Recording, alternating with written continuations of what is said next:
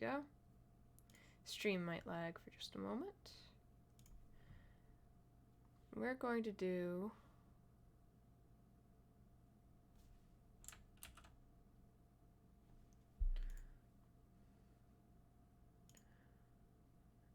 we're gonna do a new one.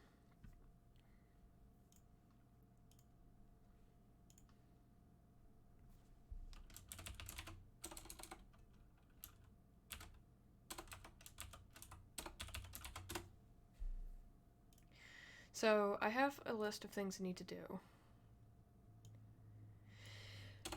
Oh, excuse me.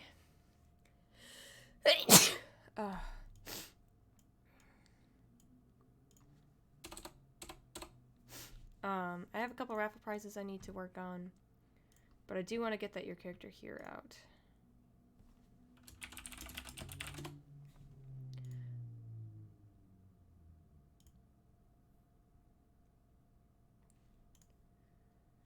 So,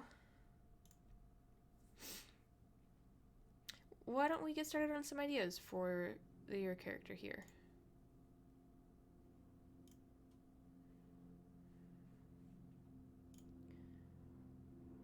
There we go. We now have our blank canvas.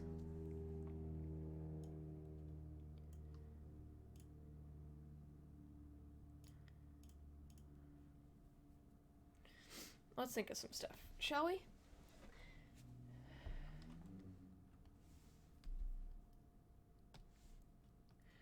So what I'm using right now is just black with the pencil 2 in Krita. I think I mentioned last stream I don't really have any brush packs for this. I have exactly one brush that is customized, and it's this one. And all it is the Basics 5 size brush, where I turned on opacity with the flow. So everything is the same, except for the opacity of it. It varies with pressure. And that I like to use for a lot of things. I used it on the previous one for a lot of the coloring. I use it for my line work, because when it's small, I like how it feels like a pencil, but it inks similar to a pen or a brush pen. I've never used a brush pen, so I can't say that. But I like it better than this one for my inking, and I like it better than this one for my coloring, even though they're really similar, these two.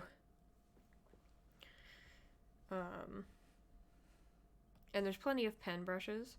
So there's this one that I like to use for my signature. This one is just Ink 3 G Pen, which a lot of people like to use for inking, but I just like how much more free I am with my modified basic size 5. They have this nib, but I don't like the texture of it when it gets larger. They have a ballpoint one, but I don't like how it doesn't have flow. Same with the other ballpoint one. They've got some brush pen stuff here, but I really don't like a lot of the textures. So, my modified one it is.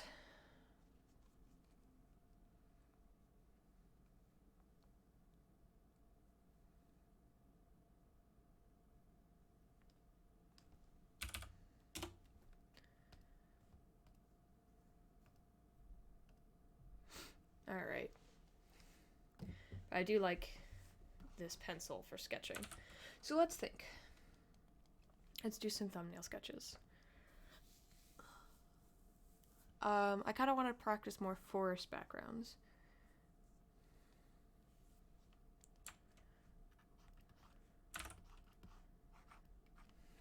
So let's start with that.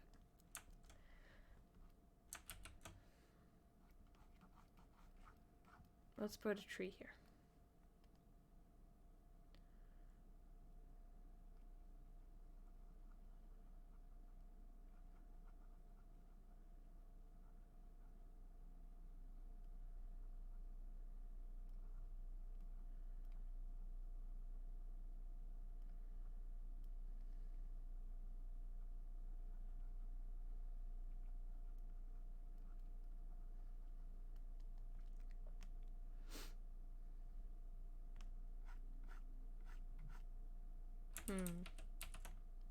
I really need more forest references.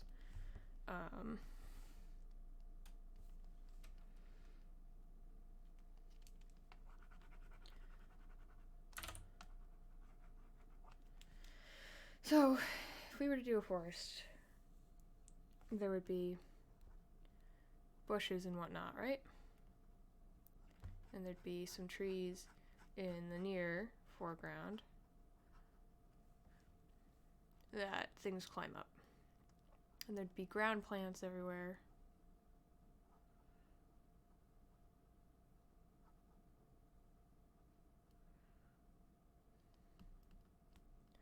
Probably some stones with moss on them, and the trees would have moss.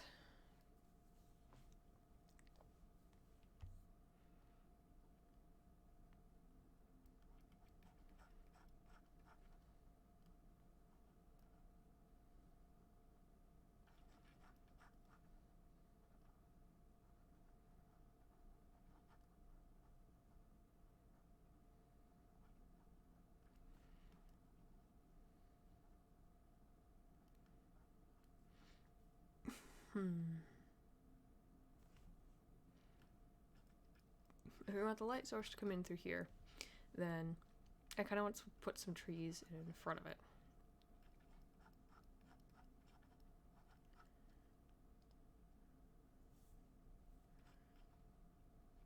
We could have some branches come out of the trees, cross all over, because the farther back they are, the more branches we're going to see.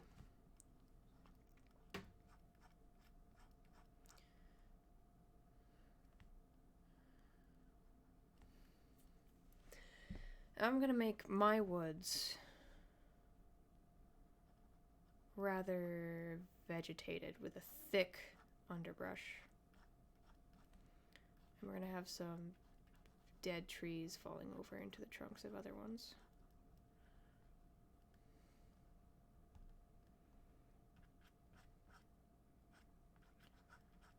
And a lot of these trees are going to end up kind of in the back. So they're going to be in amongst a lot of other leaves and barely visible.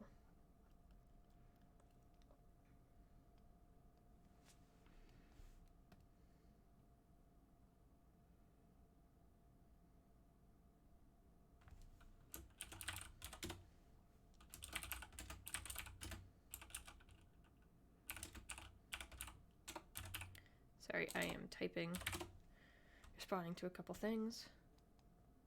Not as popular as they sound. So if we were to do this and flesh it out more, we'd have a bush with a bunch of leaves right here. And it would be coming out of the ground here.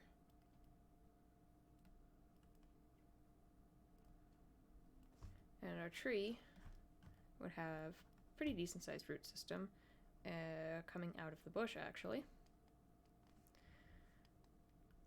And we'd have a mossy rock in the front with some grass coming around it. A couple more pebbles and stones, maybe. We'd have more bush here.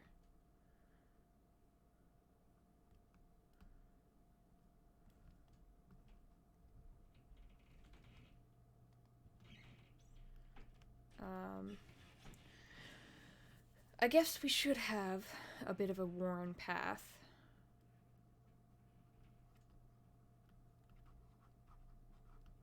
This could be grass here.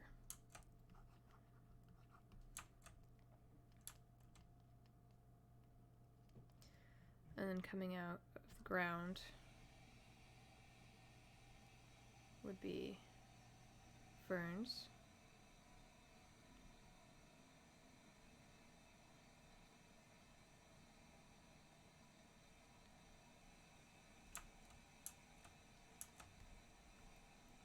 The thing I like about your character here is I can draw, or I can charge some less for them because it's pre-made. I'm really only charging for the character and not the background, which is kind of nice.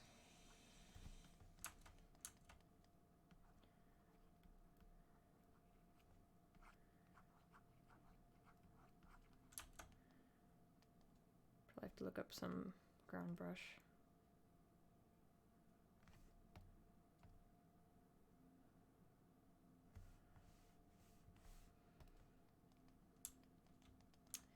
We also wanted another tree right here, right? This one's gonna have some of that bush crawling on it, and lichen.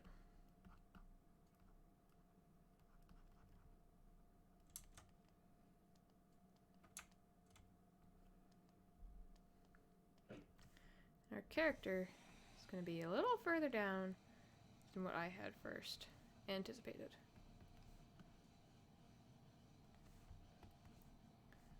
There we go.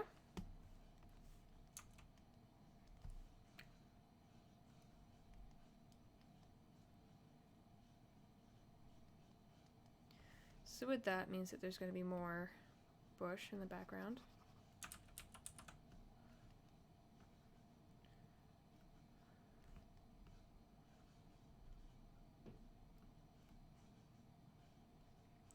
But still a clear path going this way.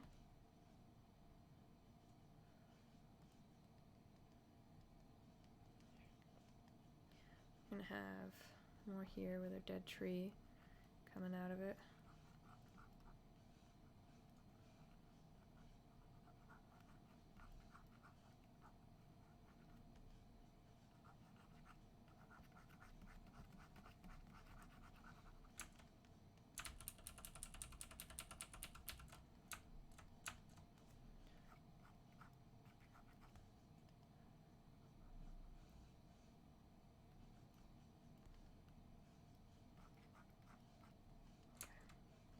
And these ones, because they're in front of our light source, you would see them a lot more clearly than the others.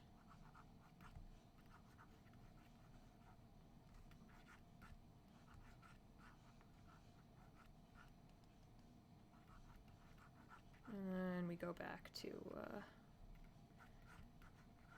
not super clear.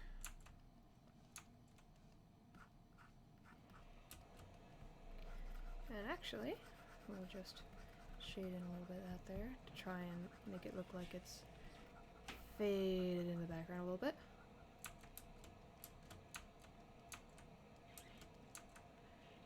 And I want more bush. And more of that there.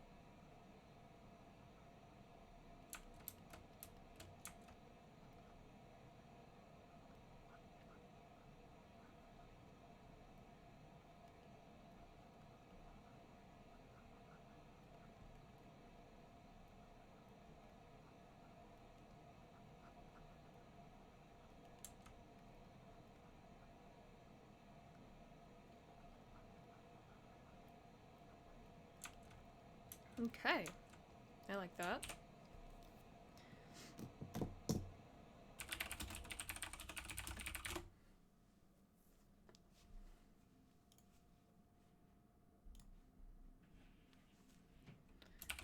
Oh, I just got a response from the client on the last one. She says, "Holy crap, he's beautiful!"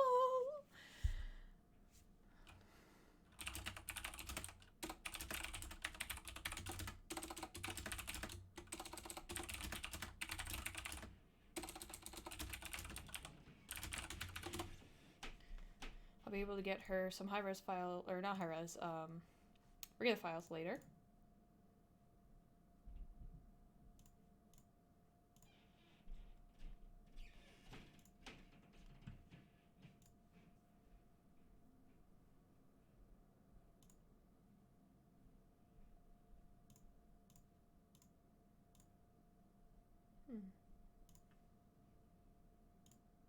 I'm still broadcasting, okay.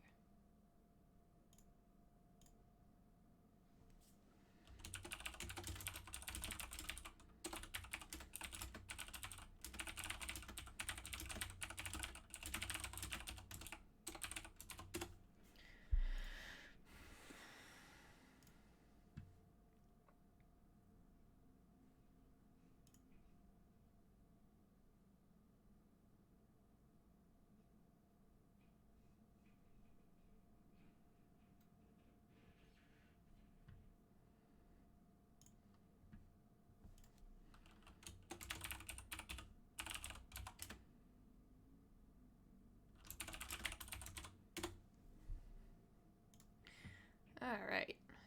Back to this. Let's see. So we have our thumbnail sketch, and I actually like it. So we're gonna have to change our dimensions of this canvas to fit it all, though. So we're gonna resize our canvas. I think the height is fine, so we need more width.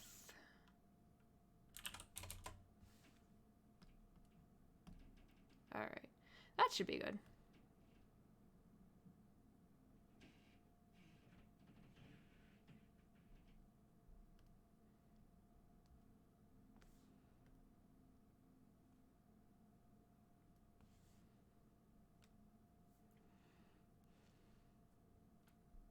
I'm tempted to expand this layer.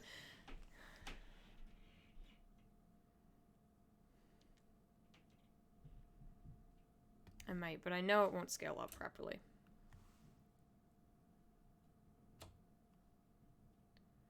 Yeah.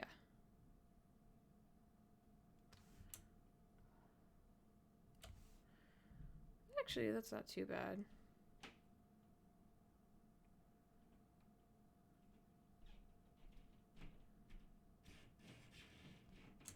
But no, we're gonna redo it because that's how we roll.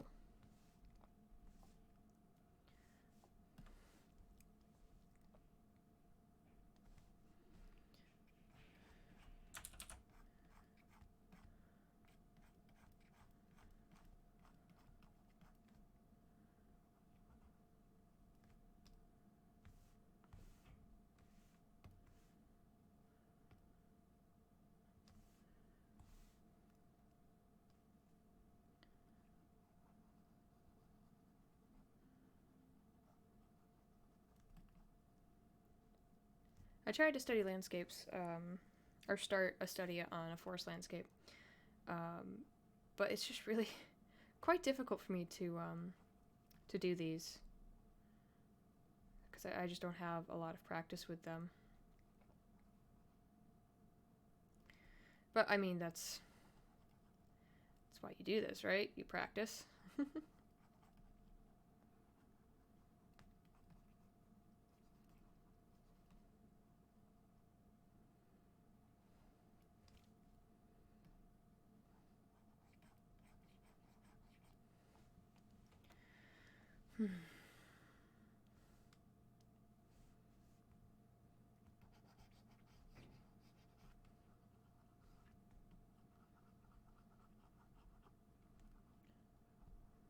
And this is only one character. I think I'm gonna make it so it's like any character.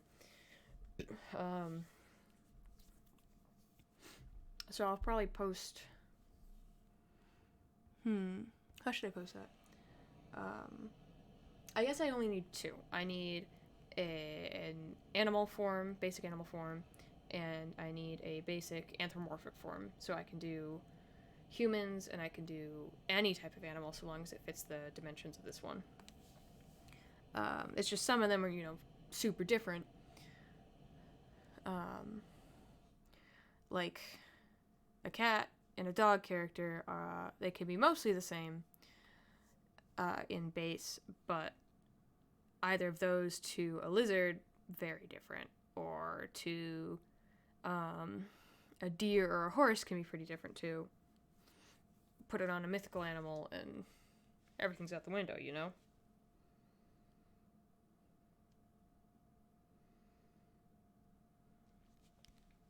But we'll figure that out. This is just a placeholder for me,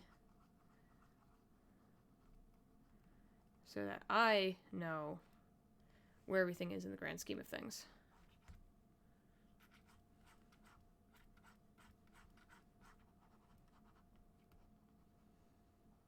This is actually usually part of my process. I like to do thumbnail sketches before I really start anything.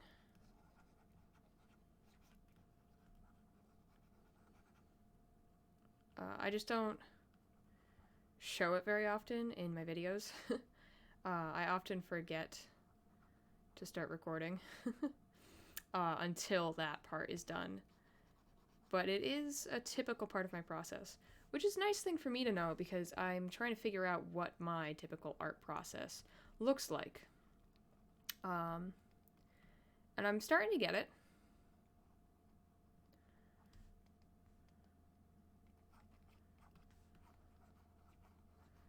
My light source needs to be here.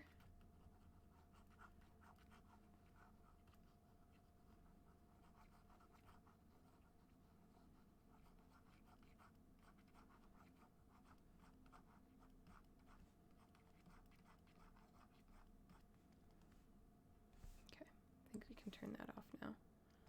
Never mind. Immediately forgets what I'm doing.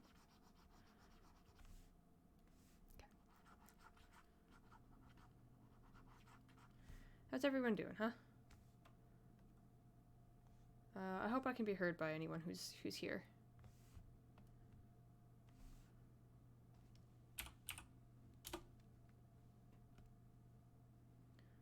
All right.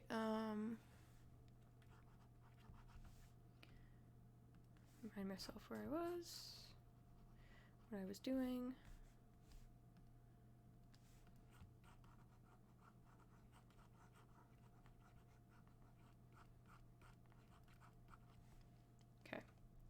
And now I can go in and refine this even more. You know, out of all the landscapes, I think I've done forests the most,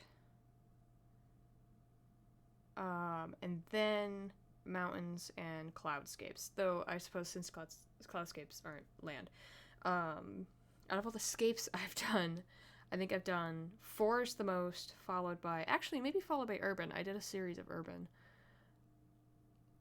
And then, like, mountains with lakes, and then clouds. So I think I need to diversify a little more, do some desert ones, some plains, get a little more adventurous. Alright, let's start fleshing some stuff out, yeah? This is a stone.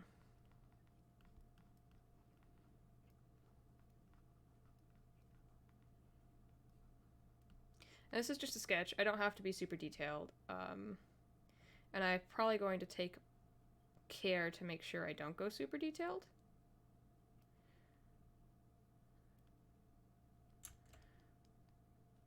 I say as I'm about to put a snail on this rock.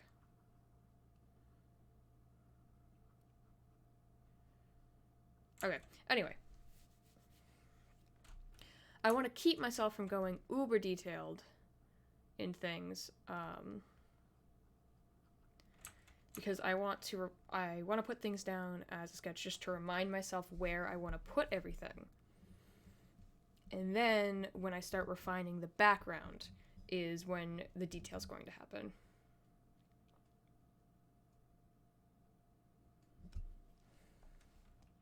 So right now, I just want to get a good outline, good vantage point, I guess, for everything I'll be doing. So if I want to remind myself that there's moss, I put a little mossy stuff.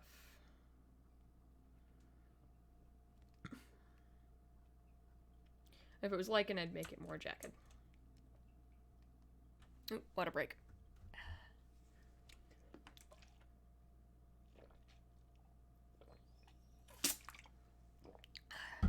Excuse the sounds.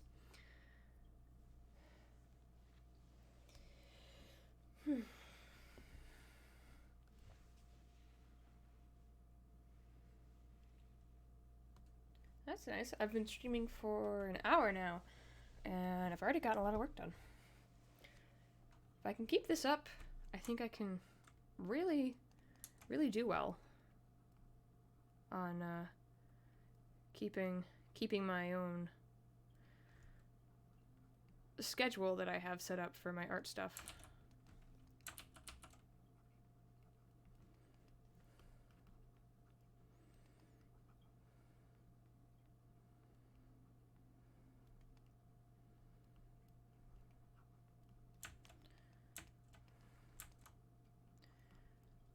Excuse me as I go quiet for another moment.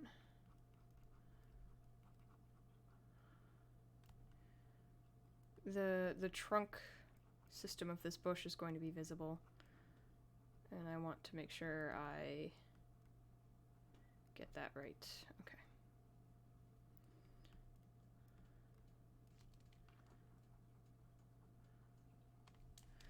My heating's come on.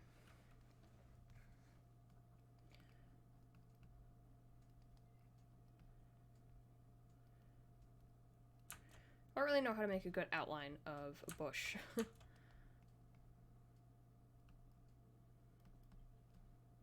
Because, I mean, bushes look rounded in certain areas and jagged in others. I guess tally that down. Another thing I need to study. Bushes!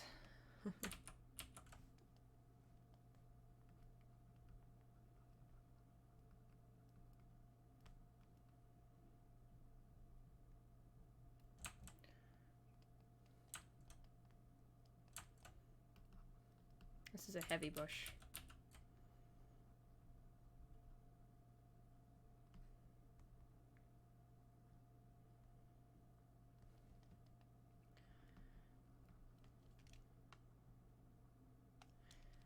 I'd love to have some background music playing, but I gotta find some no copyrighted stuff that helps me focus before I can do that.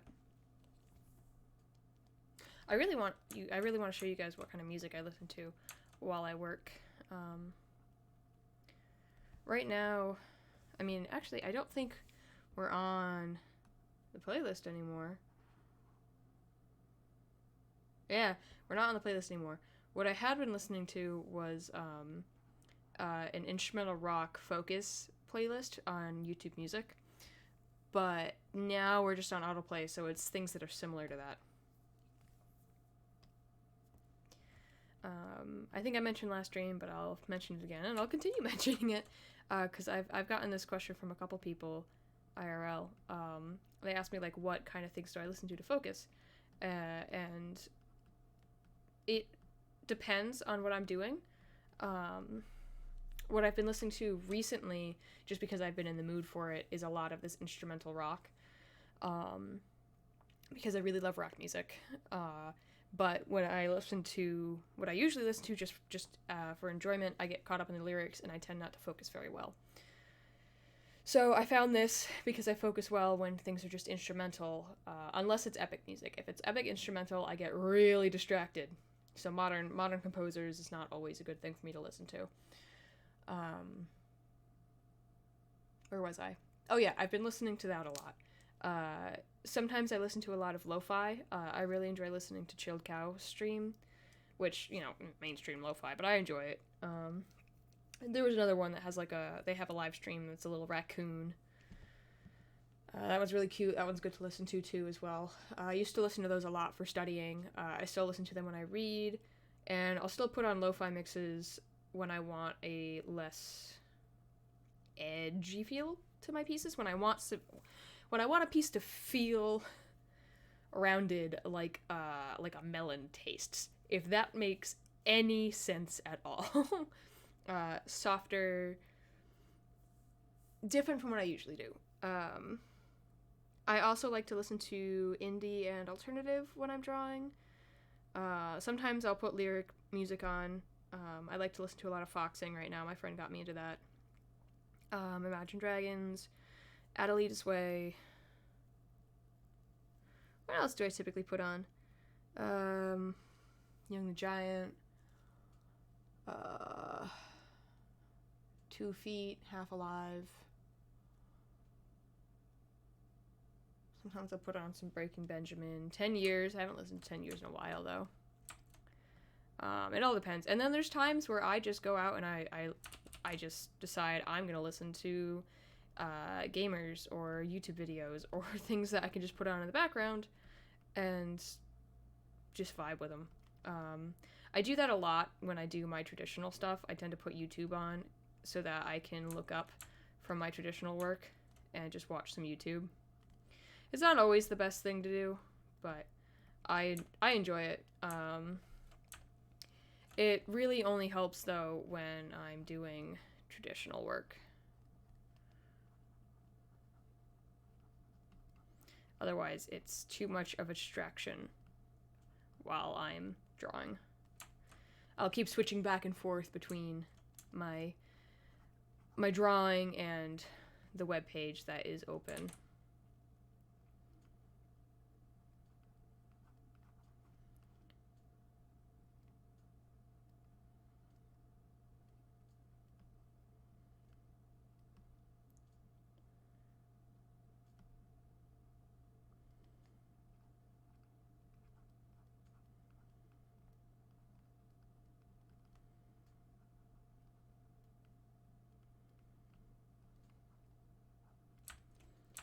Maybe some ferns here.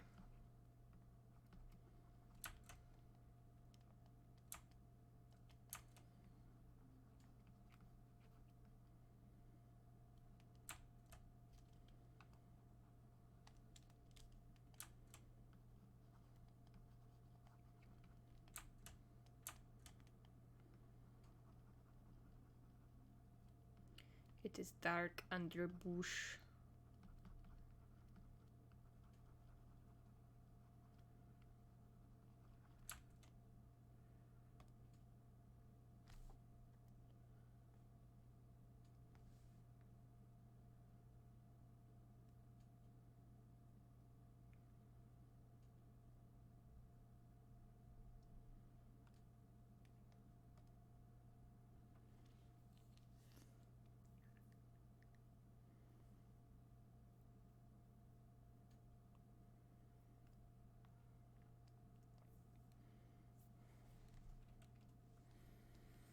Alright, let's work some more over on these bushes.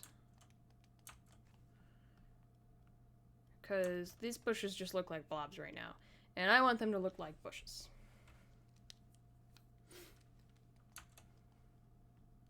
And I want to give a little bit more depth, like part of the bush is coming out.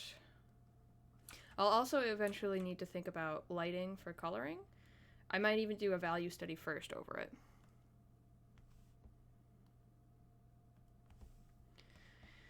Which I think I really will do. Just so I can get the underpainting, I guess, of what I want. So that I'm not super lost. That's not just a technique that you can use in traditional art. It's great for digital art, too, doing a value study.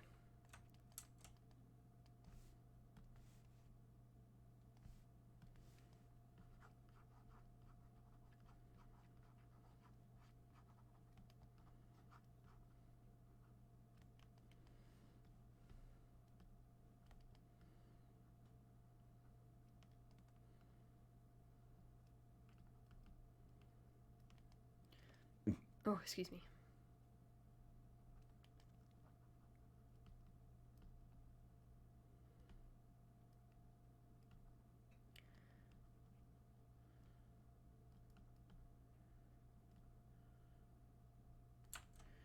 Okay, that's not too bad. I like the way that looks. Probably not going to stream as long as I did yesterday because I started late.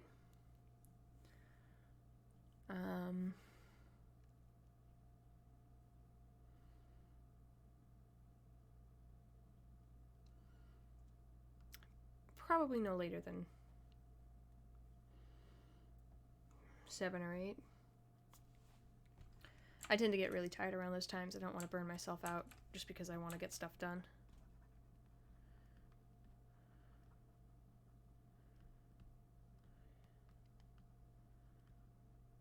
But I needed to do this. I needed to get some of this stuff done.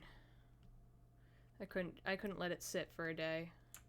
Since I just started getting on this new schedule, I don't want to let it go by the wayside immediately.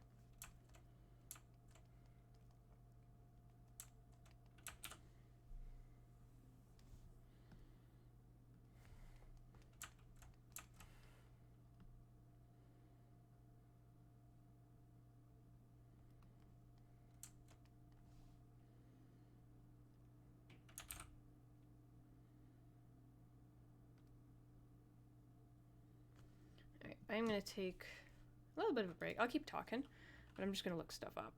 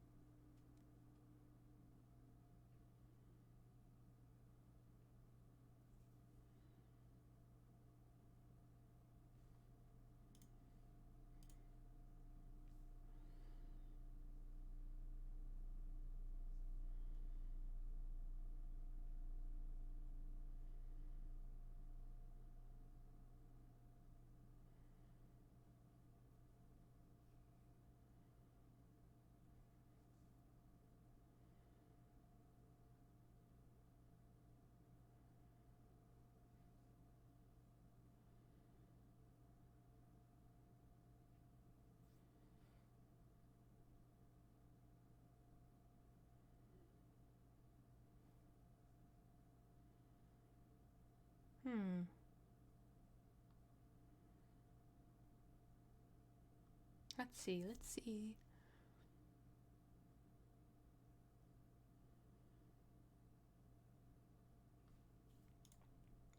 Alright. I'm basically doing all I can then to get people to come in.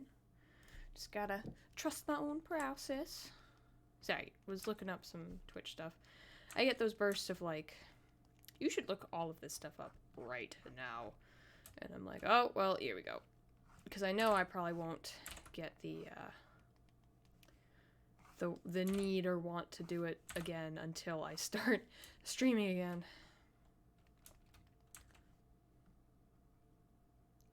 Should probably get a stream schedule going, huh? I guess we'll see how this first week goes. Because if I'm doing it rather consistently, there won't be a problem with setting up that stream schedule. But if I find that I can't keep it up week after week, then I guess I'll know my limits, and I'll know how to set it then. But we'll see how this one goes. We'll see see where this takes me, see how often I can do this. Because right now I like want to do this every day. But that might not be possible because I have to do editing, I have to do job searching and whatnot. There's plenty of things that I still have to do that, can't always do this for. And I want to branch out and do some other different types of streams, some gaming streams. I wouldn't be opposed to doing art study streams, which is it's a little different than just watching me draw, because I would be doing exercises and whatnot, but I would also be looking at notes. I would have references up, be going through that.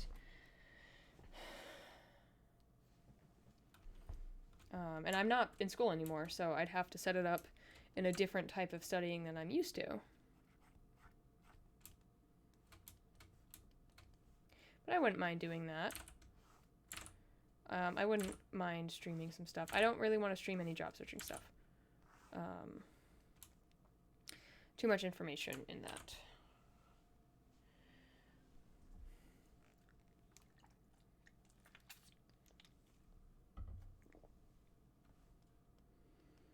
Oh, I think I'm going to sneeze again.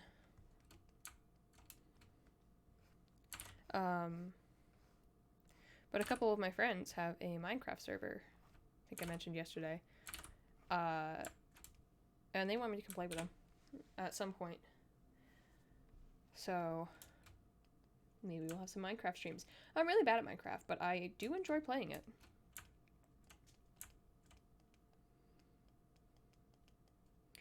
Figure that might be something fun to do.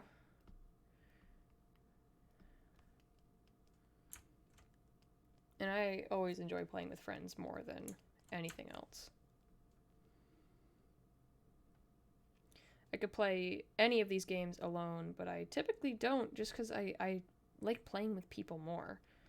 I don't really like playing with randos either.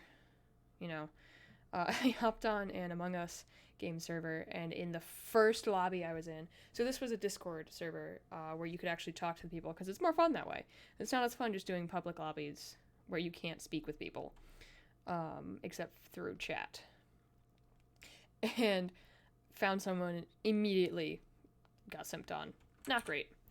And then that stopped, thankfully, like pretty quickly, when he realized like it wasn't getting any attention from anyone.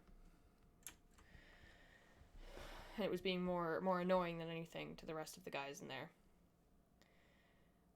But then the group just kind of got like overly serious and aggressive for no reason at all. Like it's a stupid little game for you to get fake angry at friends and people and just play around.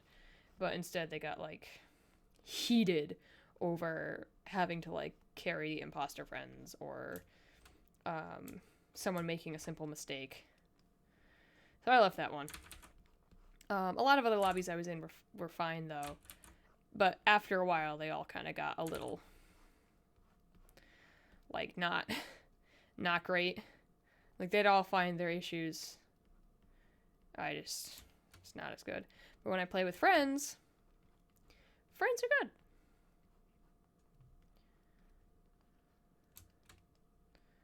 Friends are a lot of fun. Because it's much easier to be like, hey, that's not the tone of this game, or it's much easier to read the tone of this game and figure out how they play. And it's just a lot more fun with friends. Like I play Smite with my friends, and I play Minecraft with, well, sometimes I play Minecraft with my friend. I prefer to play Among Us with my friends. I used to play Depth, actually. I played Depth with my friend, Shayna, a couple times. Same one who introduced me to foxing. It's a lot. This is how bad I am with gamer culture, I guess. Gamer interactions. They sent me like that awkward seal emoji. And they sent me the awkward seal emoji, and they were like, game is hard. And I was like, yeah, the game is hard, like, but it's a lot of fun, and you guys are doing awesome. Not realizing that it was a joke. It was a punch or a jab at me, being like, you're really bad at this game, because I am really bad at the game, but I had fun trying to tear divers apart. So it's just like, yeah, the game is really hard, but it's a lot of fun. And they were kind of thrown for a loop at that.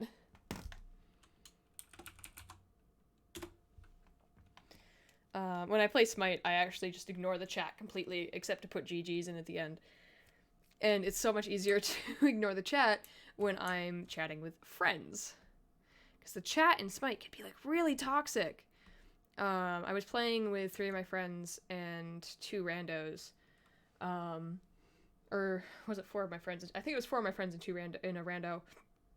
And the rando, like... excuse me. I think the rando was, like, going at me because I'm really bad at the game.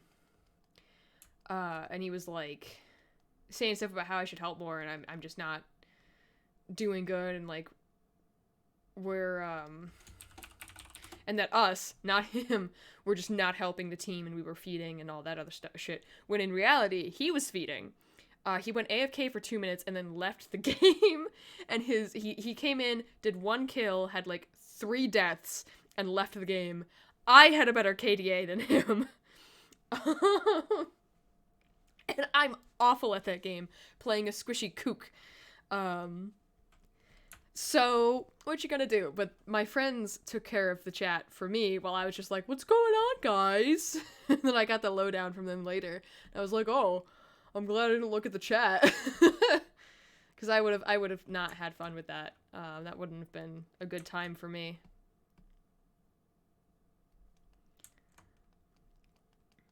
But it's so much easier when you have friends to be able to chat than having to look at it to communicate with rando teammates.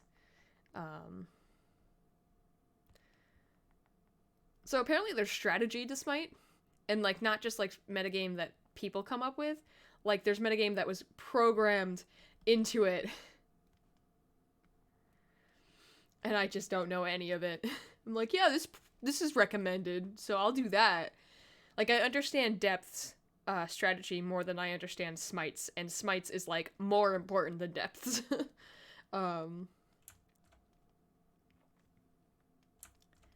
It's just, it's not great. I'm very, very bad. But I can't even remember how to, I think it's tab to pull up the statistics and stuff. And it's like enter to type in chat, and I just don't remember any of that. And there's like buffs that you can get, and I don't even understand how to get a buff, because you have to like let it attack you, but like one attack knocks me down, and then they're immune to my attacks.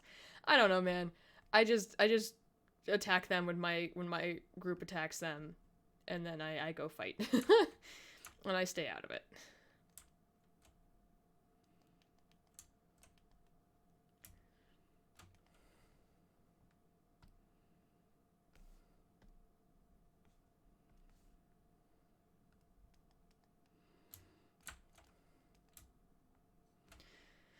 Well, this is looking pretty nice. Though I always tend to do this with my forest backgrounds. I think I'm gonna put a smaller tree here. And by this, I mean I tend to have like a couple trees in the forefront here, and then it's like all background trees, and I don't really have too much of a midground or foreground. So I'm gonna try to put a smaller young tree here, like a sapling.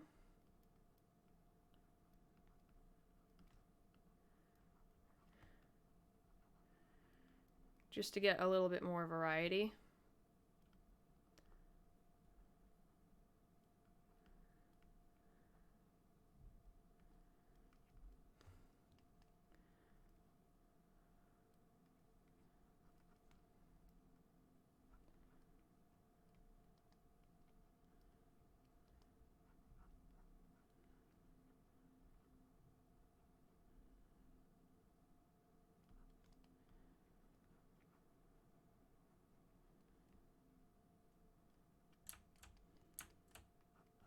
What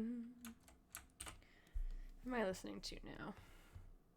I'm listening to Message from Arecibo by Mooncake.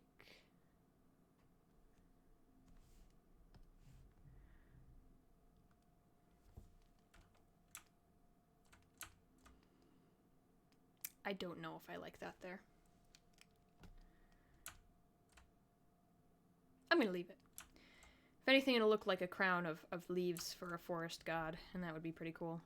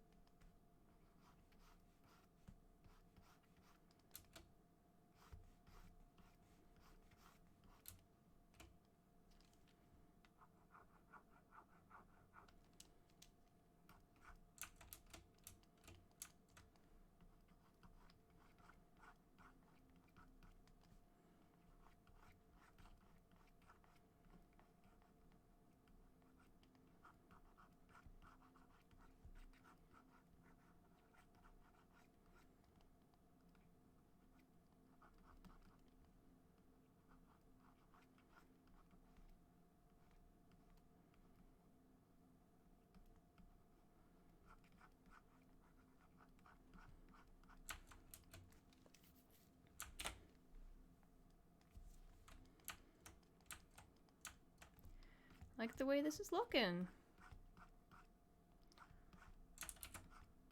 I think I'm gonna put some more bushes here so that these don't look like they're on the same plane as these. When I put the value study in, it'll be easier to see, but I need to put something there so that I understand where all these things lie.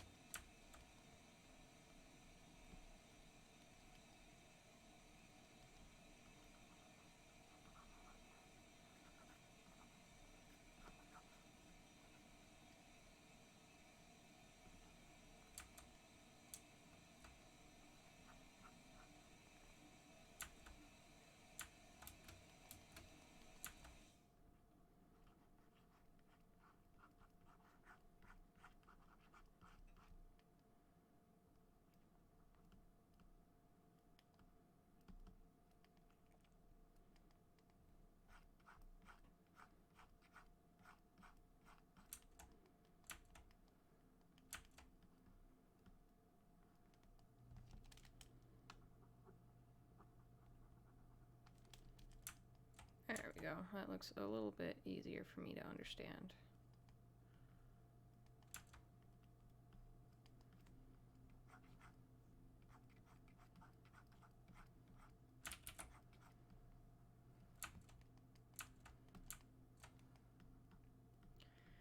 And then this is for my own understanding up here, so I can see that this is supposed to be leaves and go down.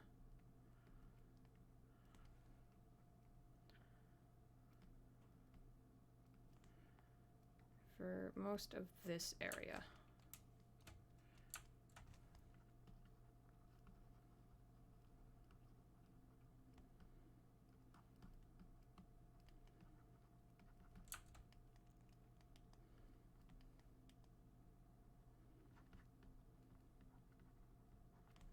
And that will be a good value study for me. Nice, nice.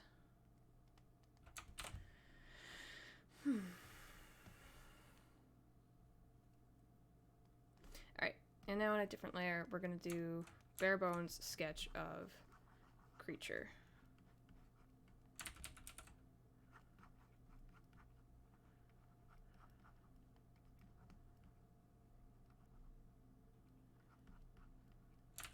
Which happens to be dog.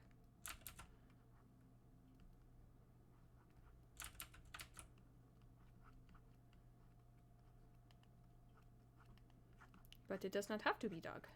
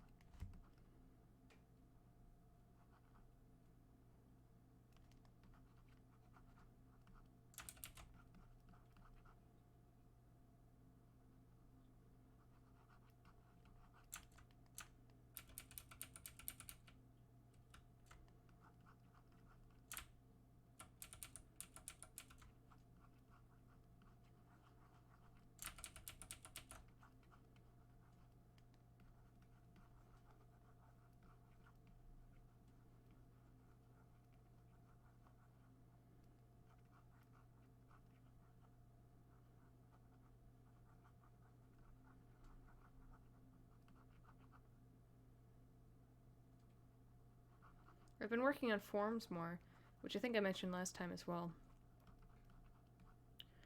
So I'm trying to figure out where each of these feet would be placed in terms of the overall form of this dog.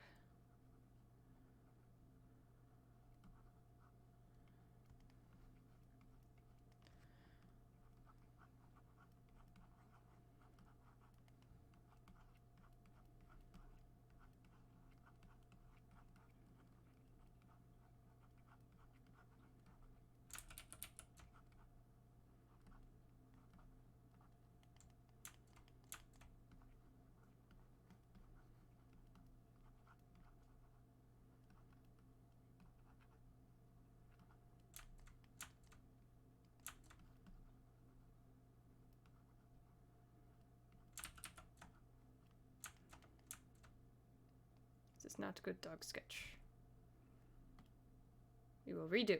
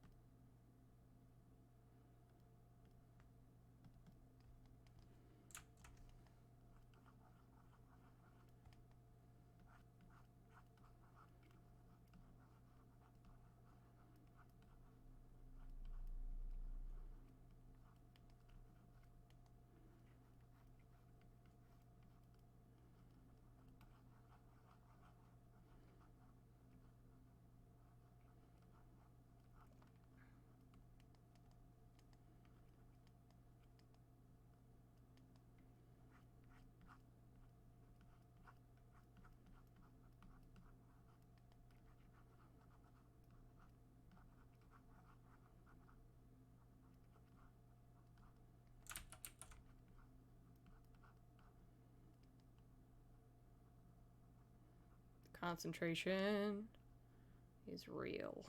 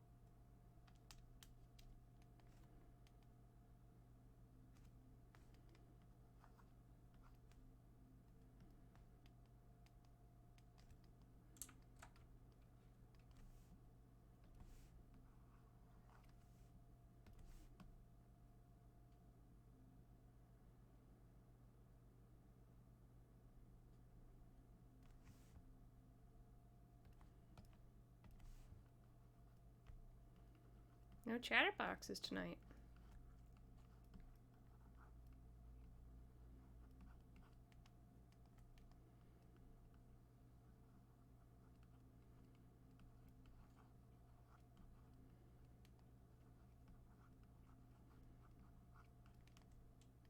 Okay.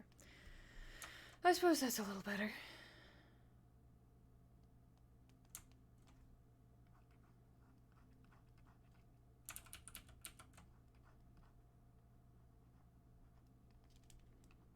There we go.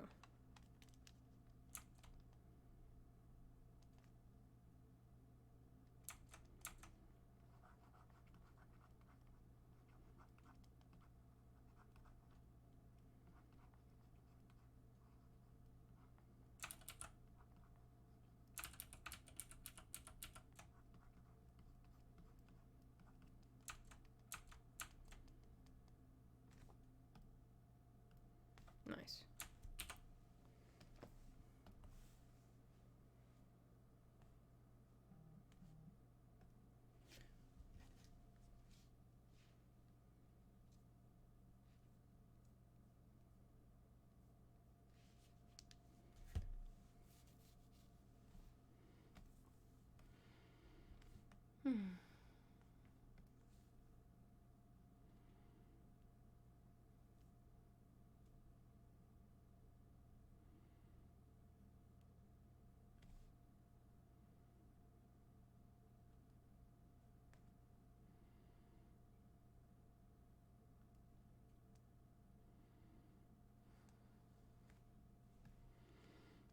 I might as well do the value study right now.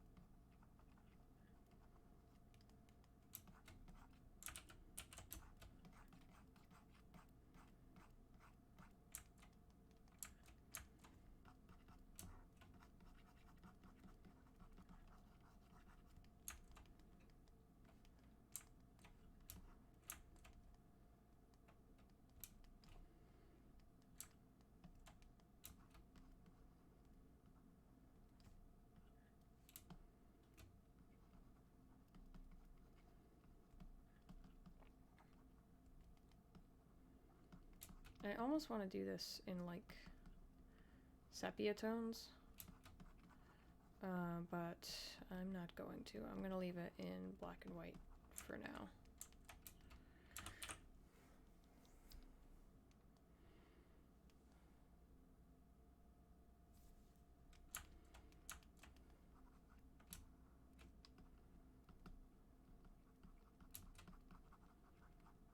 I'll go in with some more detail in a moment. Right now, I just want to get bare bones knocked out of the way.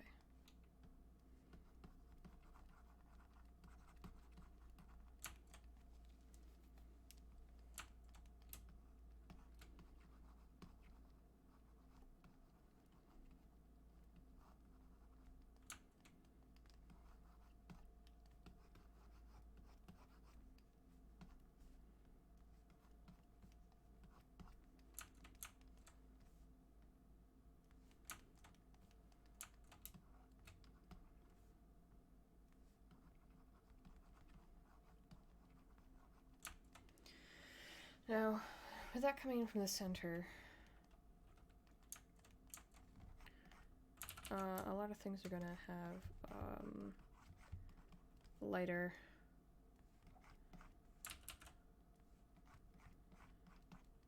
areas over there that I wouldn't initially think about at first.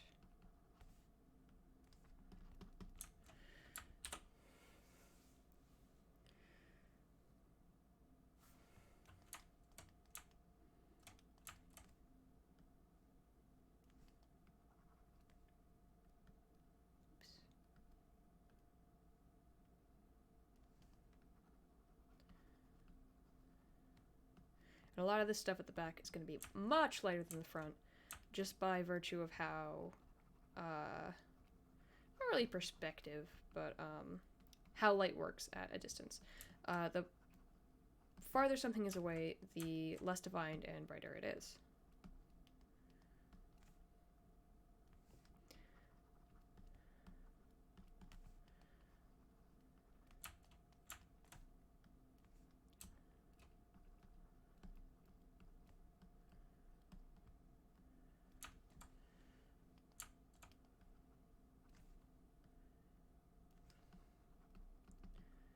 I'm just going in with bare bones right now. I will be defining this more soon.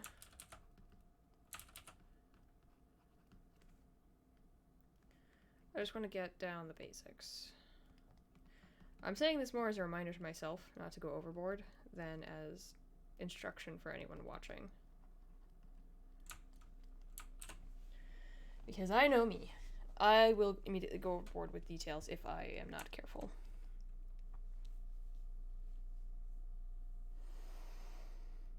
Oh, my back is starting to hurt though.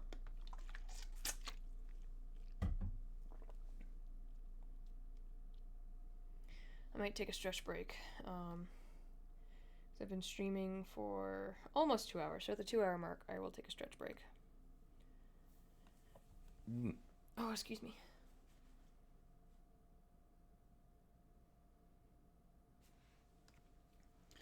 I definitely need to darken things up in the foreground more, but I will focus on that soon.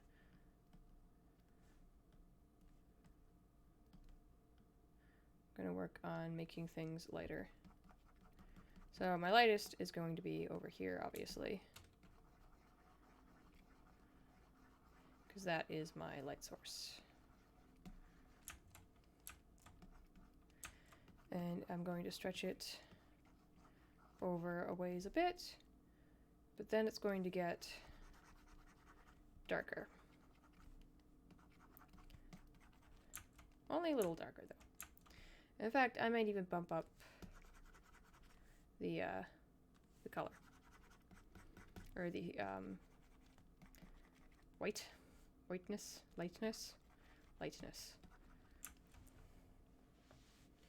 So what throws me for a loop is I'm basing this off some pictures I've seen before. I don't have a reference up right now. This is mostly from my head because I've been looking at pictures lately of forests. What's throwing me for a loop is I'm remembering dark green. However, it may have been a dark green in the amount of see, green is red, the amount of red that was put into it to make it a more brown color, to make it a darker color. However, it was a lighter value.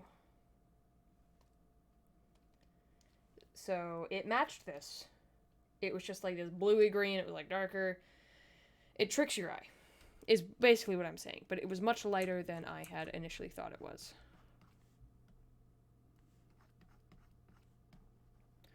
So I'm just trying to keep that in mind while I'm doing this so I don't overstretch things.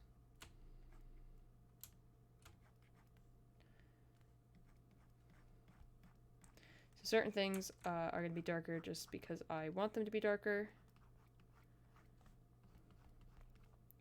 They are more of a focus of the piece. They're less in the background than a lot of other things.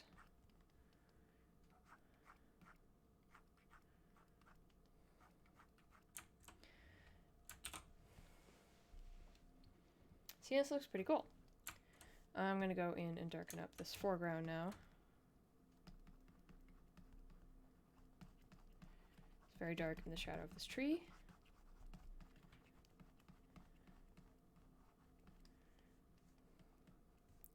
And it's very dark in the shadow of this bush.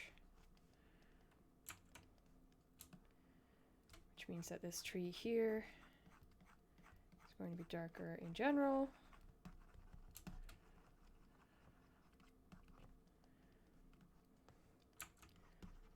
And for anyone watching, don't be afraid of more sudden transitions like that. What a lot of newer artists do, or artists who haven't studied value do, and what I did. This isn't knocking on anyone. I've done this plenty of times as well, and I still do quite often. Is we kind of forget that in real life, there's rarely ever subtle shifts in value where it's like a nice gradient. It's usually pretty sharp. So don't be afraid of it. It gives it more character, more dynamic, more purpose.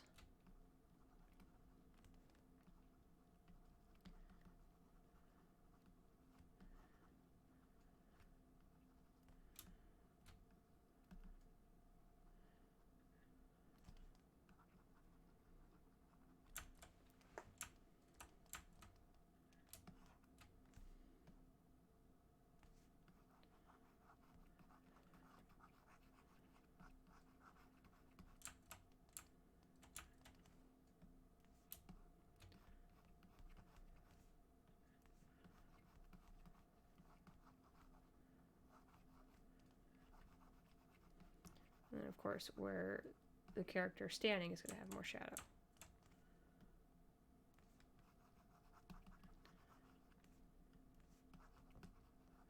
But this trail is in an area of lighter.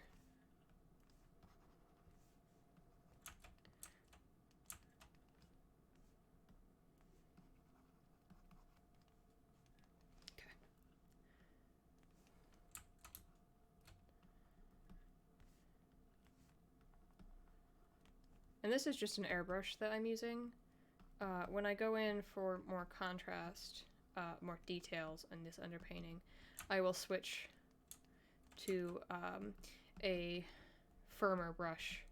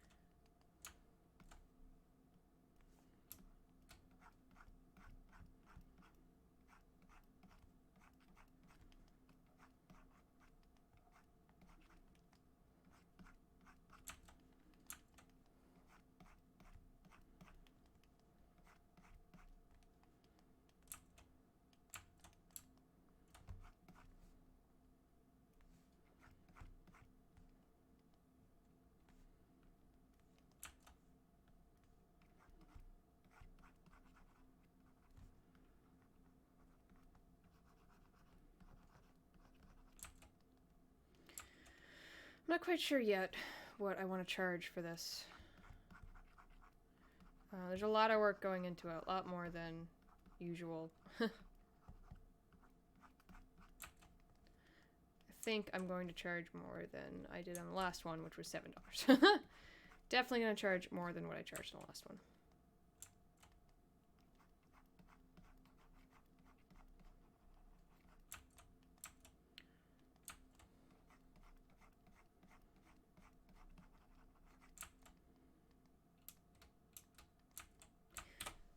I like that. Okay. I'm going to go in with some brighter colors. So, or rather brighter values. It's not really a color at all right now. And this is for lighting purposes. So the way I like to think of things that are closer to you is they often have more contrast than what's farther from you. So you can still have very bright values, or very bright tones, whatever you want to call it, in the foreground, so long as the contrast is high.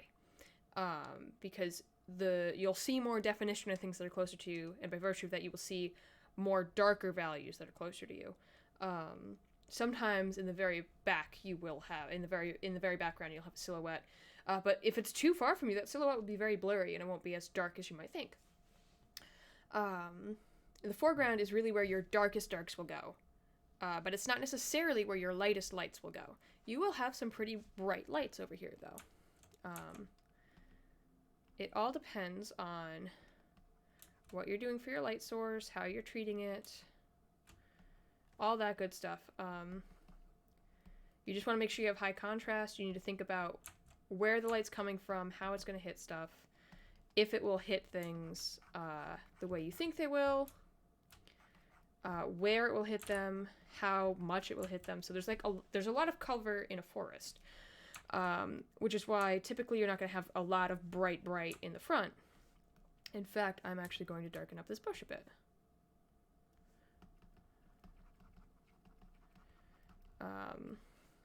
Because a lot of what you have in the foreground in a forest is going to be overshadowed by all of the other underbrush that things have to bounce off of first.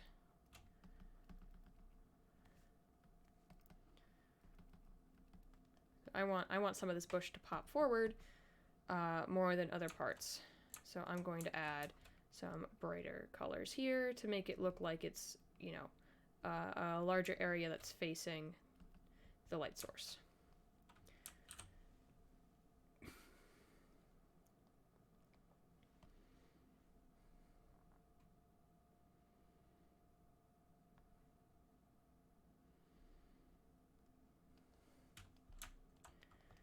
Which also means that I need to go in with my darkers and define that edge more.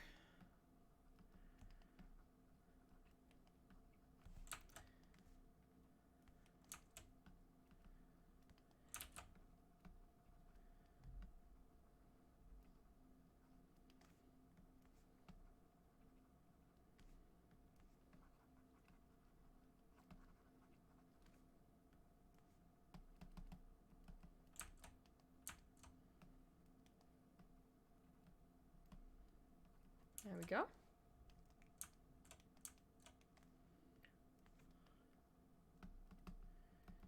I might even put more contrast on these bushes that are more foreground than what I had originally thought. I had them in the midground first. But they're not as far back as I had thought. Also going to further define our sapling. Because I forgot to do that. Never too late to add or subtract things. It might be more difficult to subtract things, but it's never too late.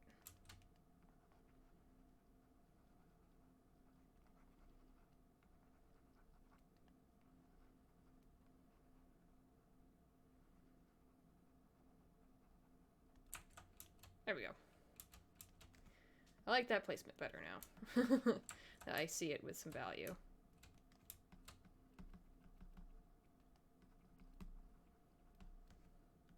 Now we're getting into some midground stuff where I want to make sure that it pops more. Because you don't want to just let your contrast go to the wayside just because you're working on the background or the midground. It's most important, I think, for the overall piece to have that contrast front and center on things, but you don't want to lose it just because you're working on a piece that's further back.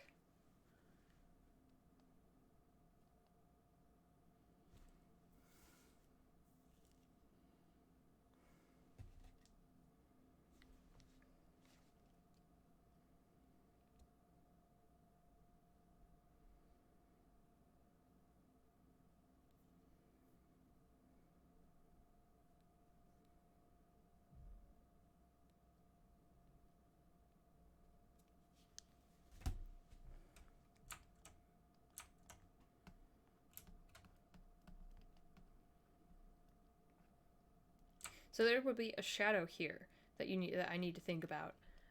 I kind of just want to put these values down first and then look at where the shadows would be, but that is easily, I would easily forget that. But I'm gonna do it anyways.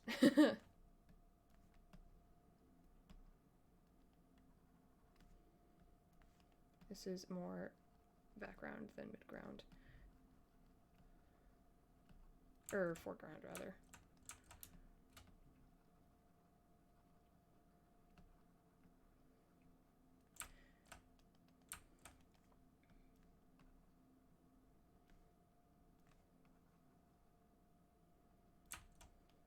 Nice, nice. And feel free to congratulate yourself too. Like, you don't always have to be critical of your work. It's important to do self-critiques, but that doesn't mean that you need to consistently do that all the time, every single time. No matter what, you need to critique your work. You need to hate your work.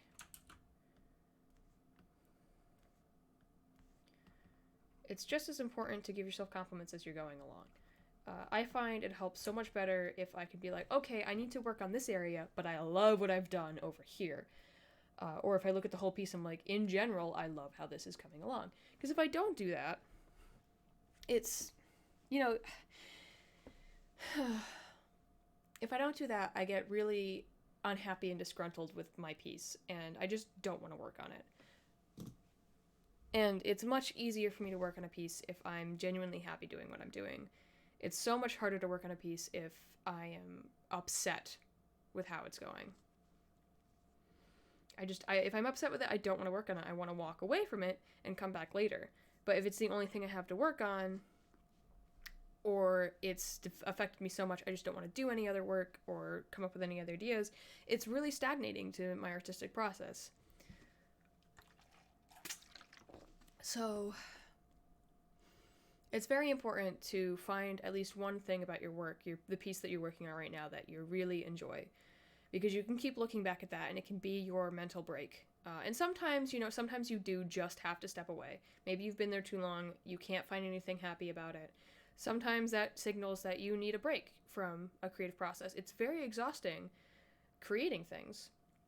It takes a lot of energy, a lot of mental power, a lot of willpower, a lot of focus.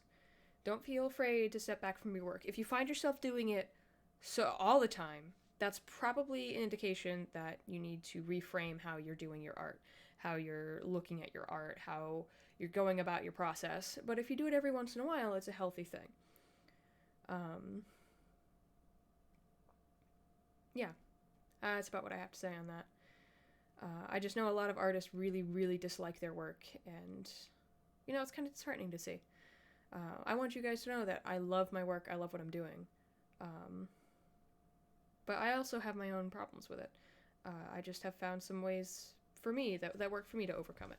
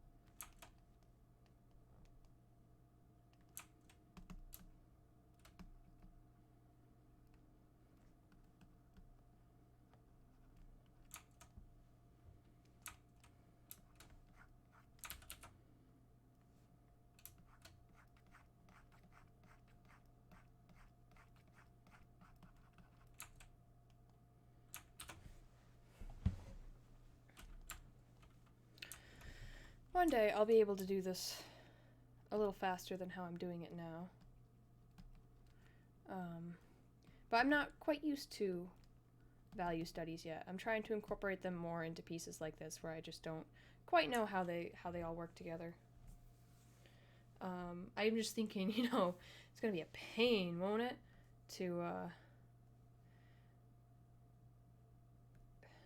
to change all this into color. But I suppose that's, you know, just part of the process. I've done it before in traditional works. It shouldn't be super difficult to do in digital works, right? I just gotta think of the colors in terms of values and put the value to it.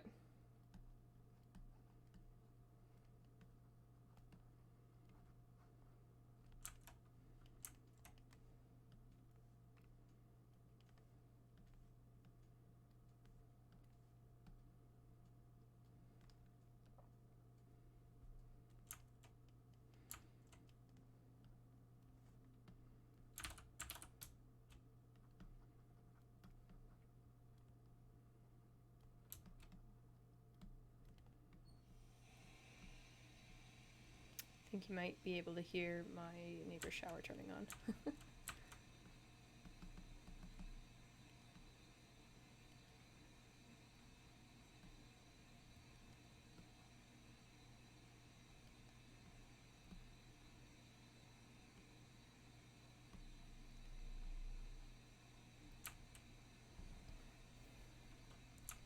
This looks pretty good now, doesn't it?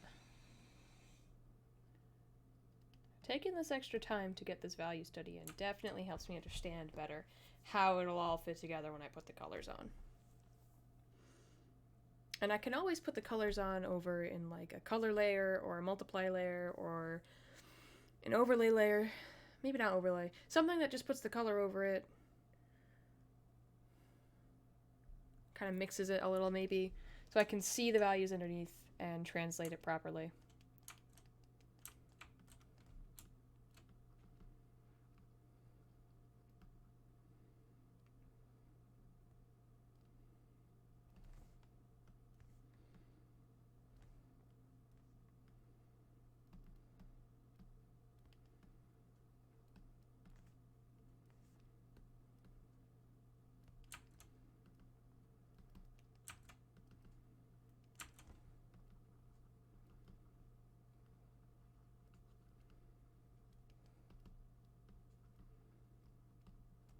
The airbrush is a tool that I always forget how useful it is until I start using it again.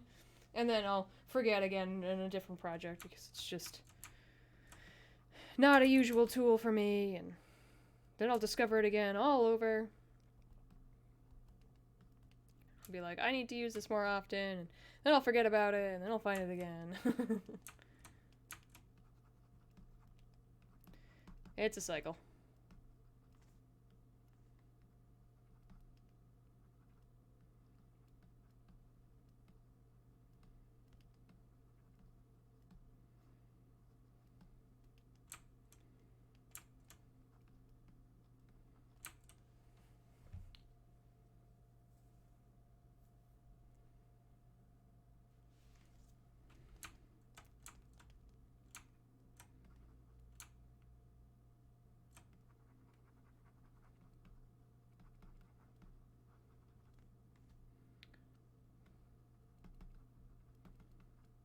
Sometimes I wonder if I should put less care and time to these things that...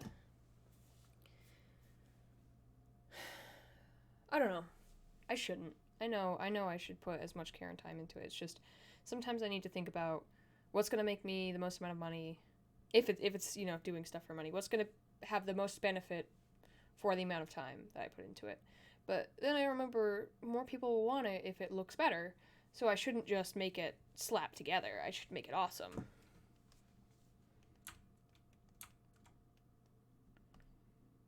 Oh, we are past my stretch time. That's alright. I feel okay.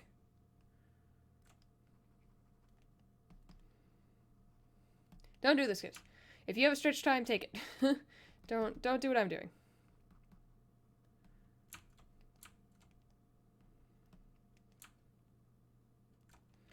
say that as though you are children.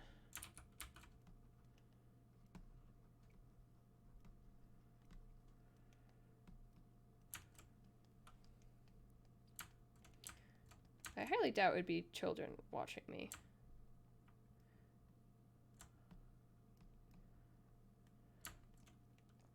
Though I suppose I might have some, eventually.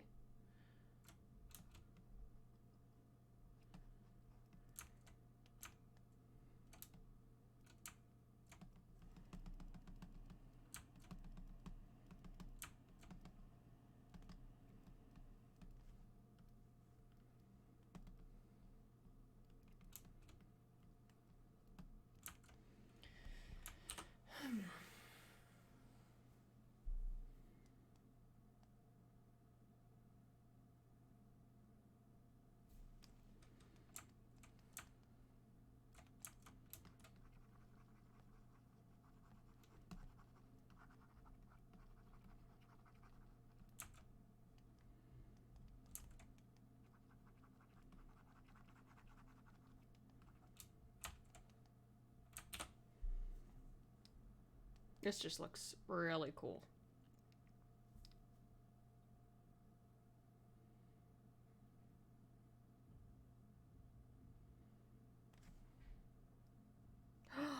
Oh.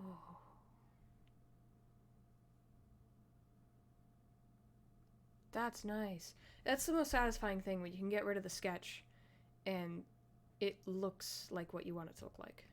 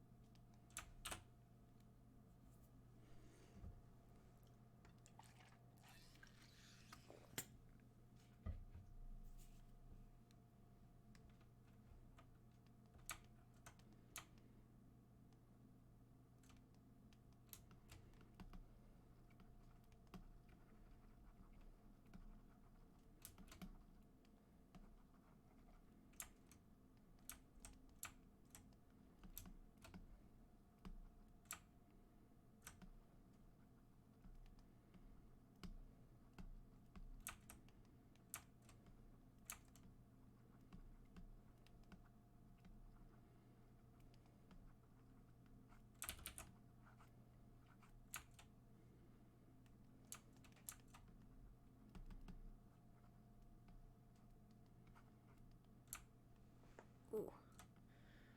Hip, don't do that, please. Not yet. Still have stuff I need to get done. I'm not quite sure how much I'm gonna get done on the stream, actually. Streaming a little less and doing a little less work than yesterday.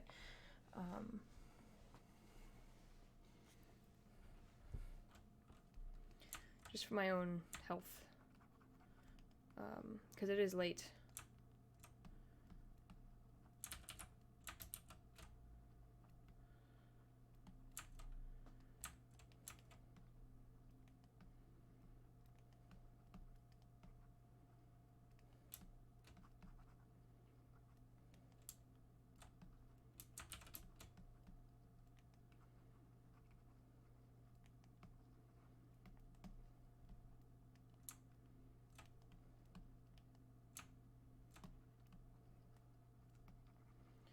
I'm definitely gonna need to stretch, like, now.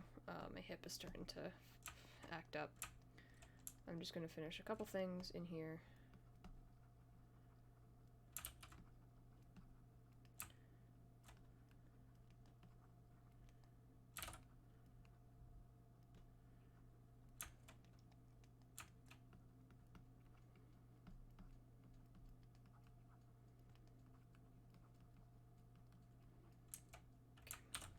Alright, I'll be right back.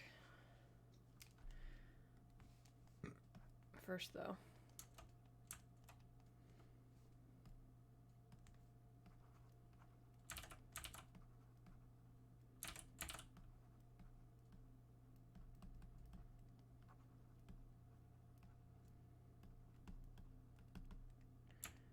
There we go. I'll be back.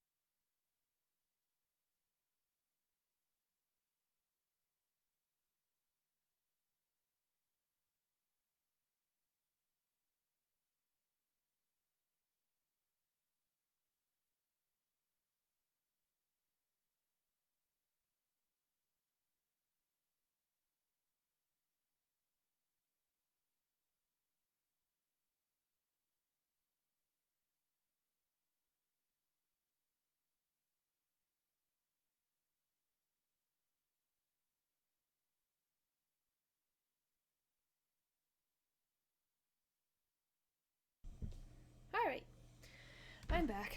That was basically 5 minutes, I guess.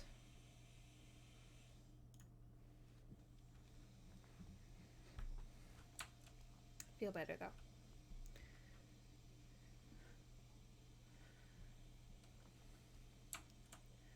I was working on this area back here. Yeah.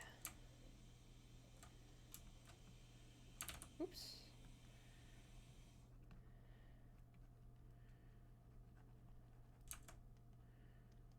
Okay.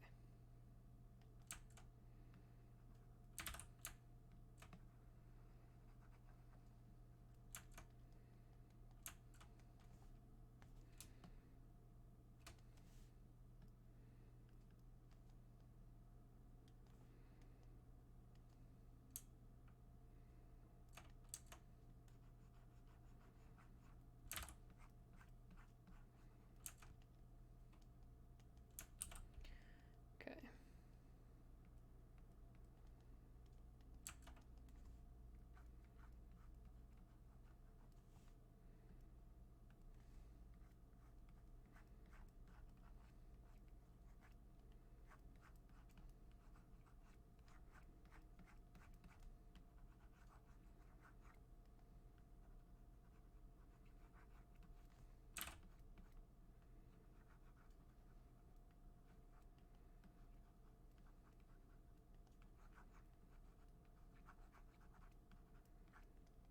That's something else a little weird. It's coming back from a break and being like, where was I? What was I doing? It's one of the easiest ways to just stop working on a piece.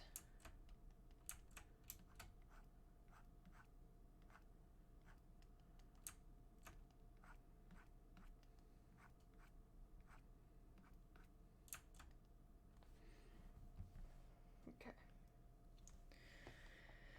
Now, I kind of want to merge the two layers. First, we're going to duplicate it. Then we're going to merge that. Just in case I want it back. And now we're going to go in and define things a little more clearly. Almost. I want to put the shadows in first. See? I told you I would almost forget it.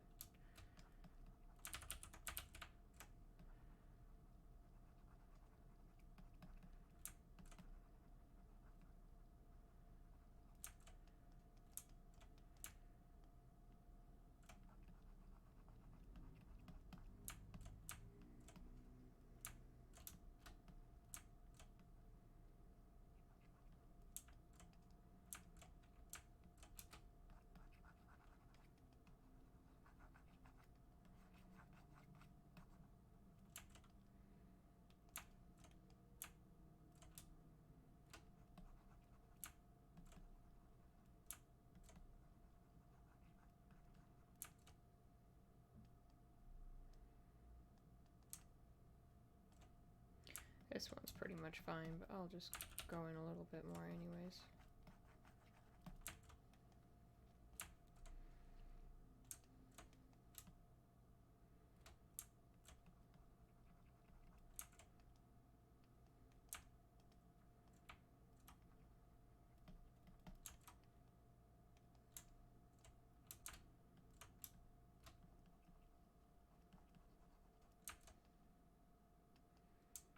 Oh, that brings it to life so much more, doesn't it?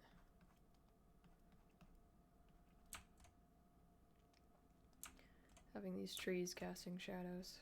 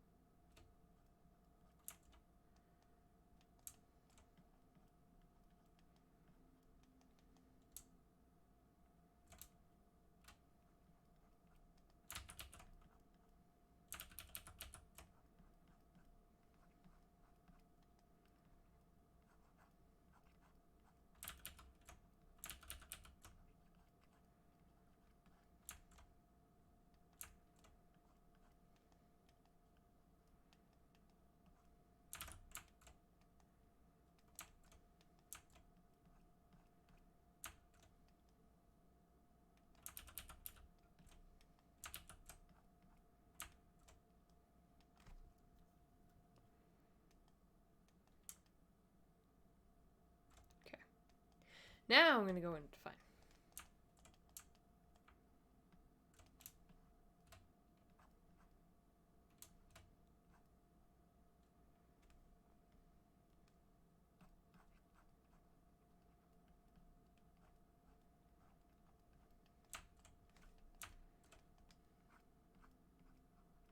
And I'm also going to put ground plants in.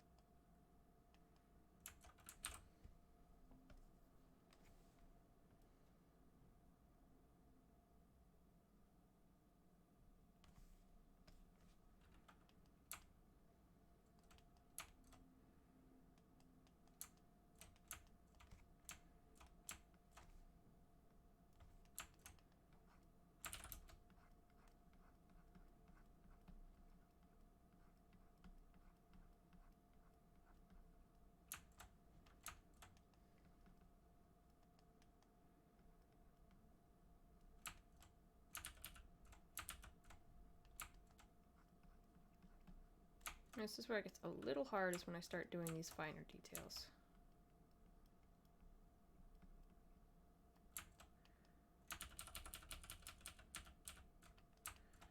This is where I start to lose my understanding of things.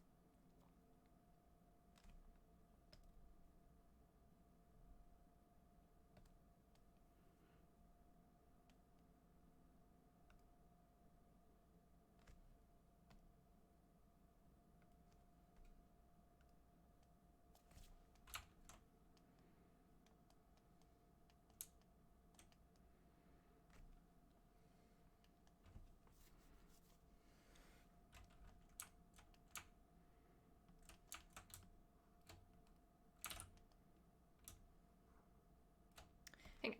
I'm gonna look up a picture of a bush. Nope, that's not a bush. That is the bush. George W. Bush.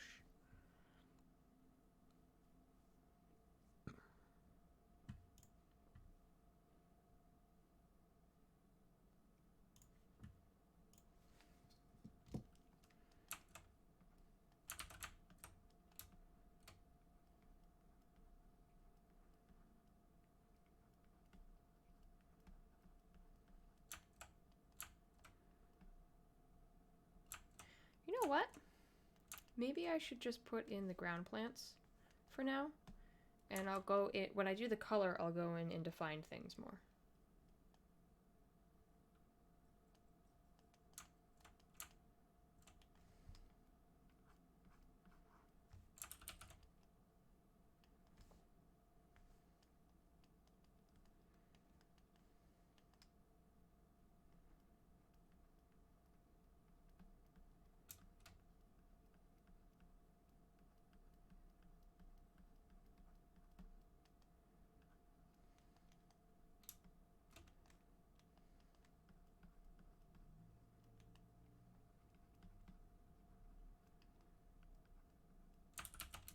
I think it is more important for me to understand where the ground plants are and do the detail when I do the color. Because otherwise I'm going to get myself way too confused and I'm going to have too many guides to follow. Whereas this is a good underpainting. Detail comes in with color. Sometimes I gotta remind myself of these things.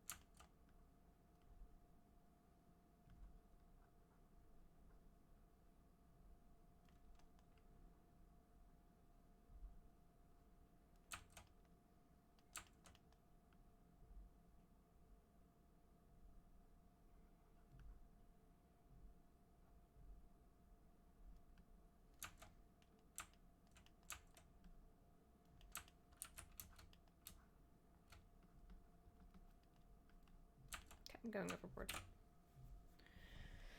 Okay.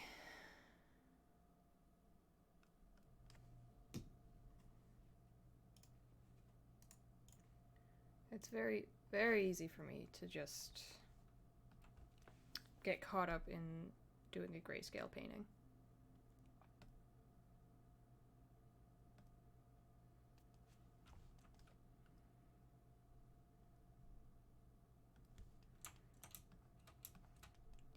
And now we do color.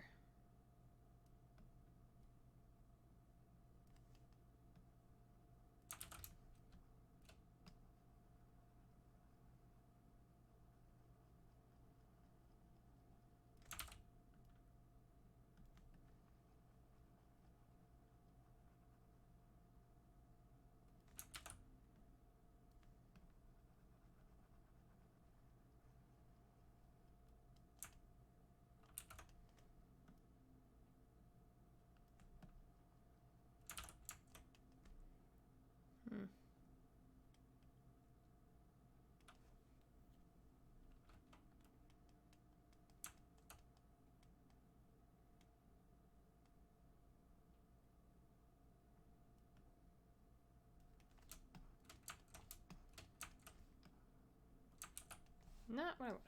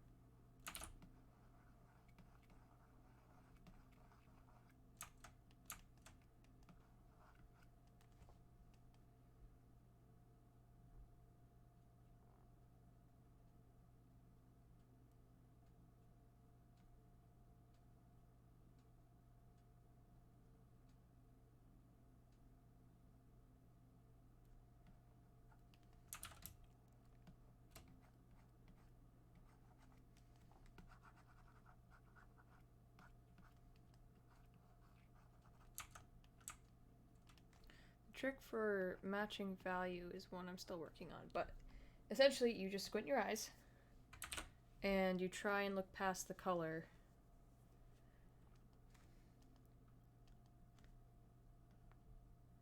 and match the actual value of the two different colors.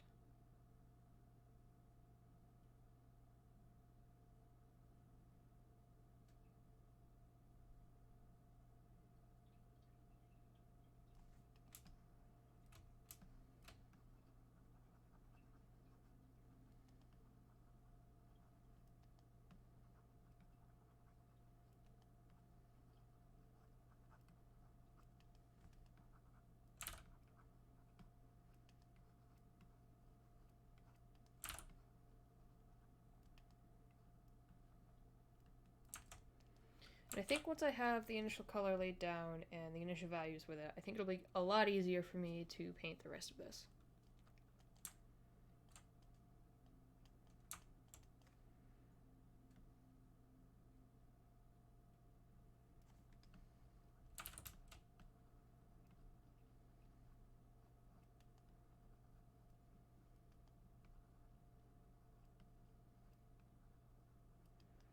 I definitely want to push the colors more than they are here.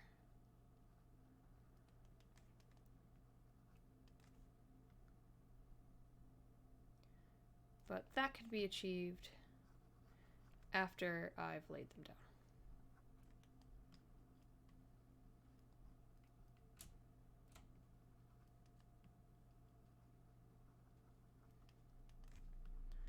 And this will get easier as I practice this technique more.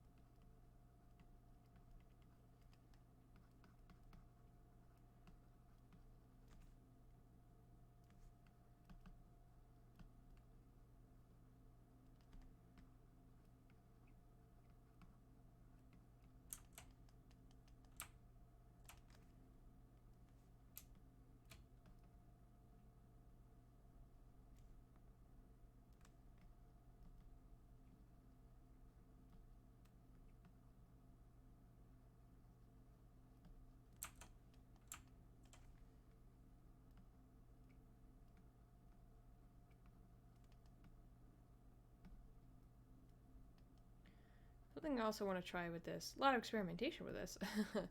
That's not a bad thing. That's a pretty good thing. But another thing I want to try with this is I want to try adding different values. So I'm doing a lot of blue, green, yellow now. I want to put in red and I want to put in purple for shadows and whatnot.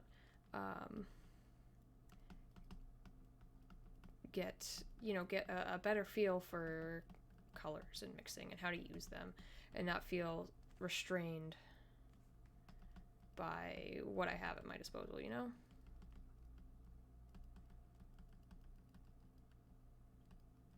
Or what I think I have at my disposal. What I think my tools are. Because my tools are infinite. My tools are whatever I need them to be. I'm on a digital platform.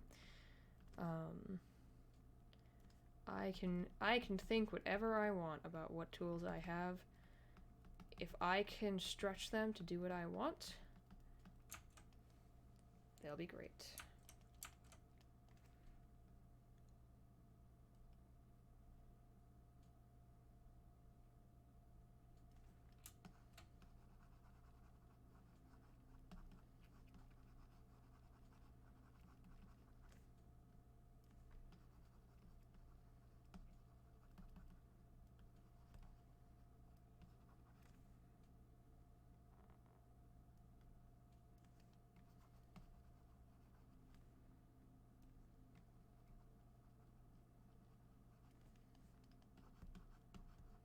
And I have kept the underpainting and the actual painting of this separate, the color area of this separate, so I can go back and reflect on it. Reflect on where it is and where I need to go with it. Which is one benefit of digital media for underpainting, is being able to go back.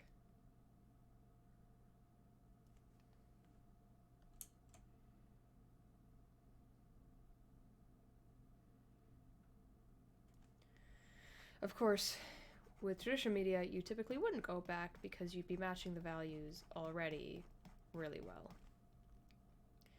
But I can take advantage of this.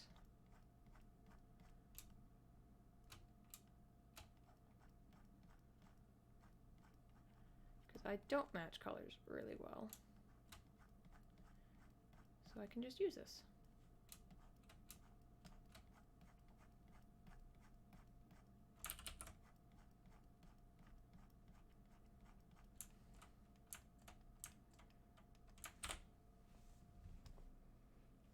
Nice, nice. 7:30, I'm gonna step away for a moment because I need to take care of my lizard.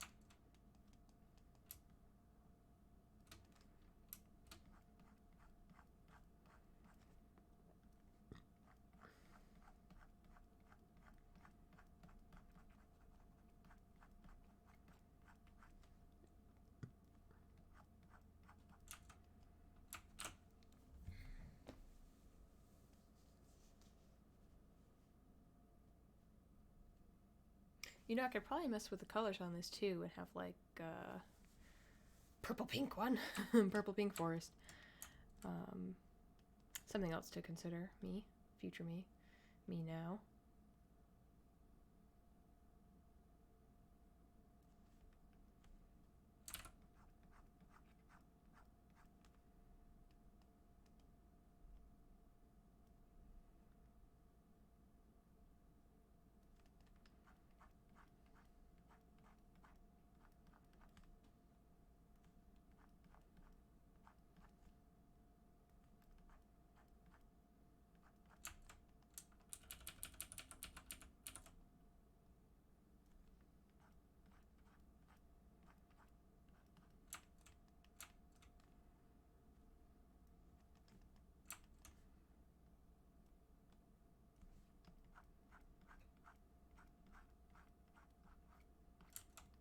Definitely gonna bump the colors more on this. But not yet.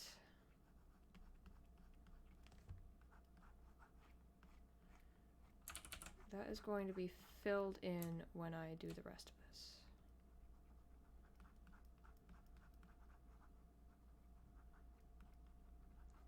My process for this this type of thing will most likely change as I go.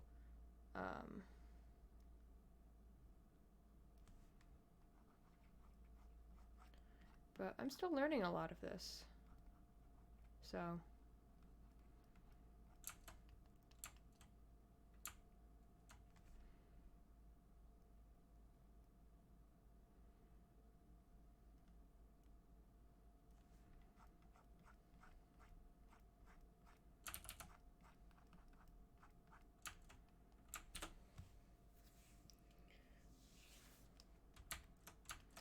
you know, you find what works for you.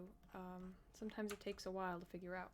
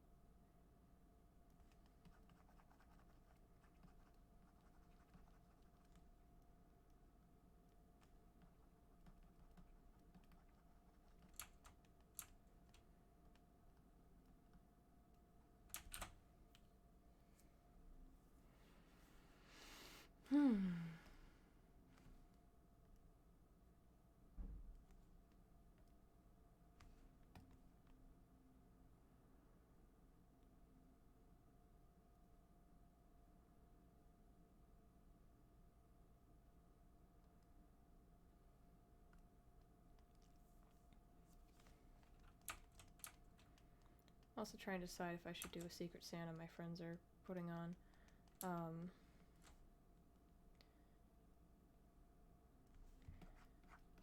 Because I don't really have a lot of money right now. I was planning on making some people like drawn gifts.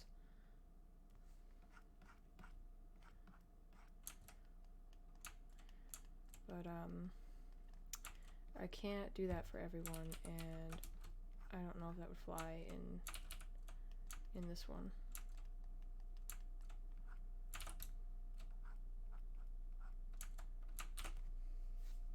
Because I want to participate, but I really don't have money. I just spent money that I owed a friend. We made a deal that he would get me food.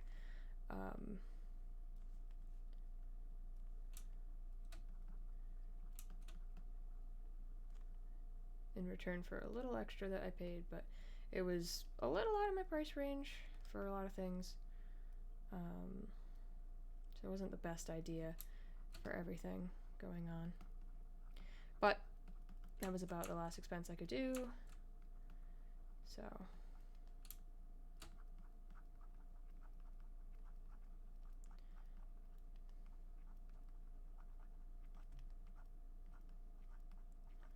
we'll see. We'll see how it goes. I'll talk to them and see if I can work something out. Or we'll see if any commission stuff takes off anytime soon.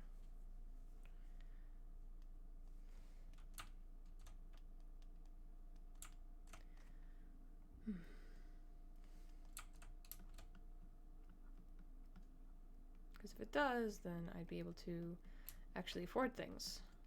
And I could buy people some Christmas presents.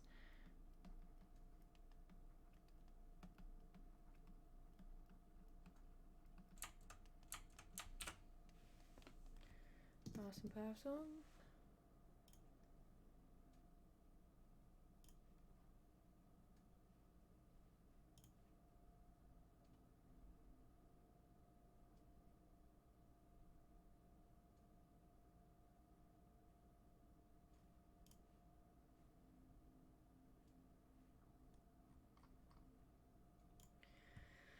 Oh, sorry, just checking some Discord stuff.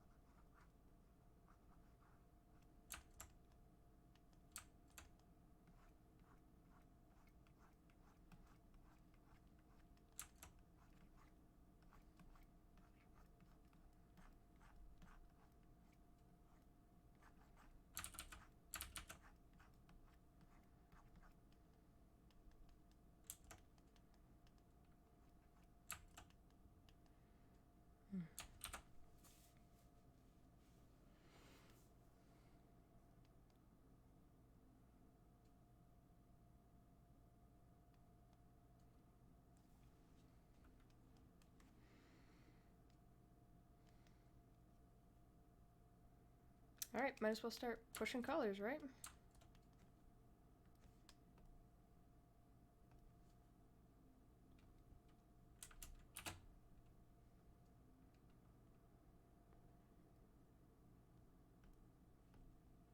Did the wrong thing.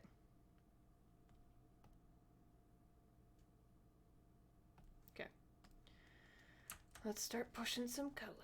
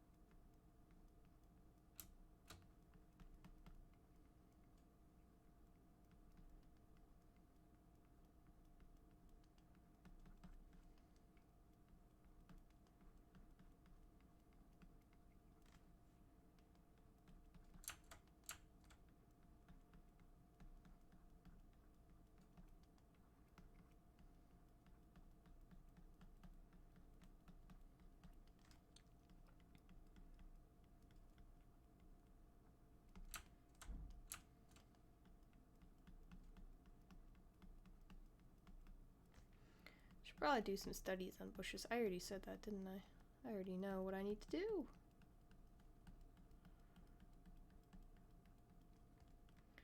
Because I'm doing this, I'm like, I don't really know how a bush looks. Which is the second epiphany about a bush I've had.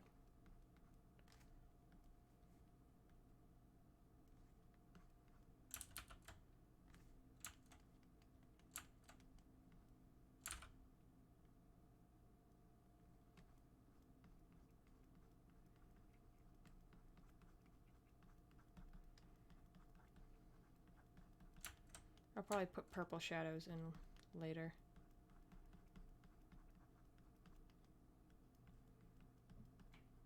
For now, I want to build up all the blue and green and yellow colors.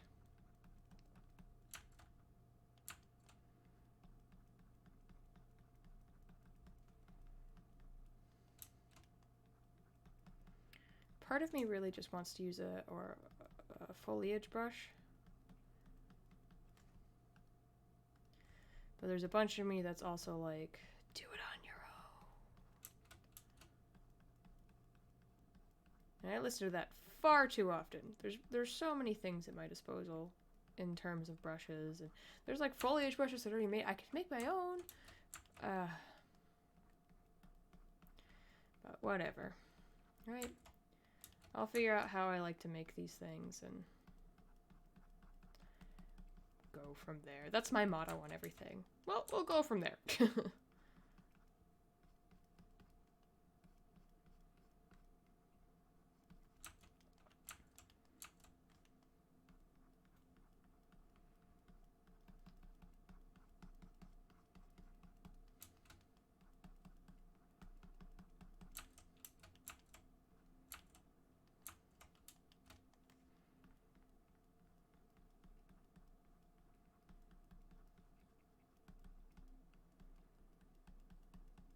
I have Mulan's We Are Men song stuck in my head.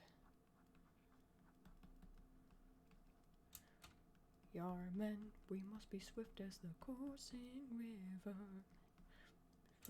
straight typhoon. It's in my head and doesn't want to leave.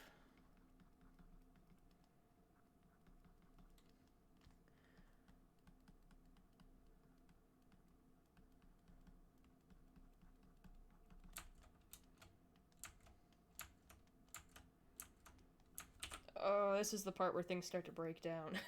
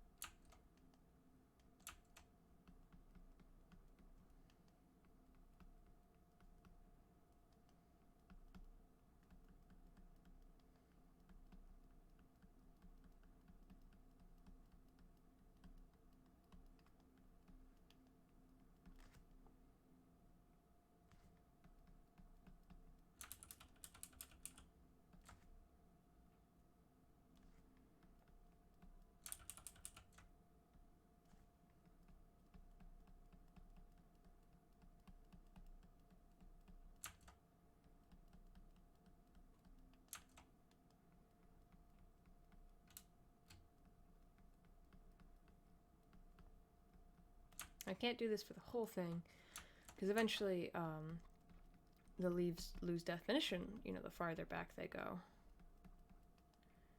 I need to keep that in mind.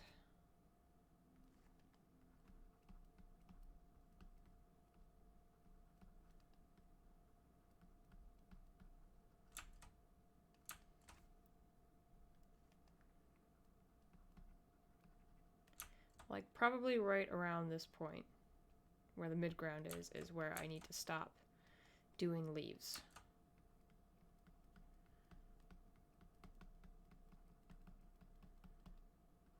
And then I can do stuff like this instead.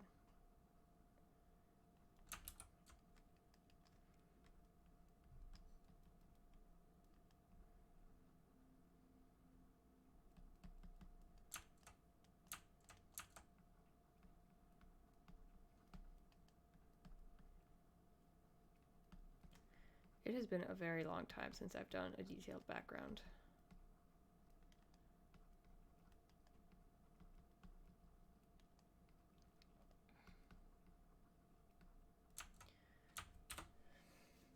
And really, my skills have improved a lot. So the detail of the background should be improved as well.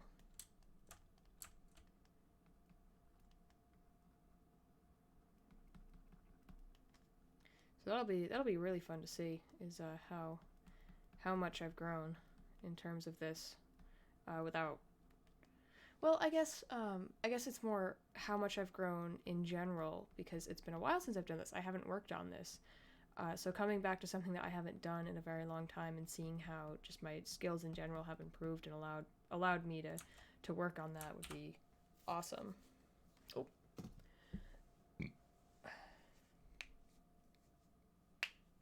Alright, I need to go take care of my lizard. I'll be right back.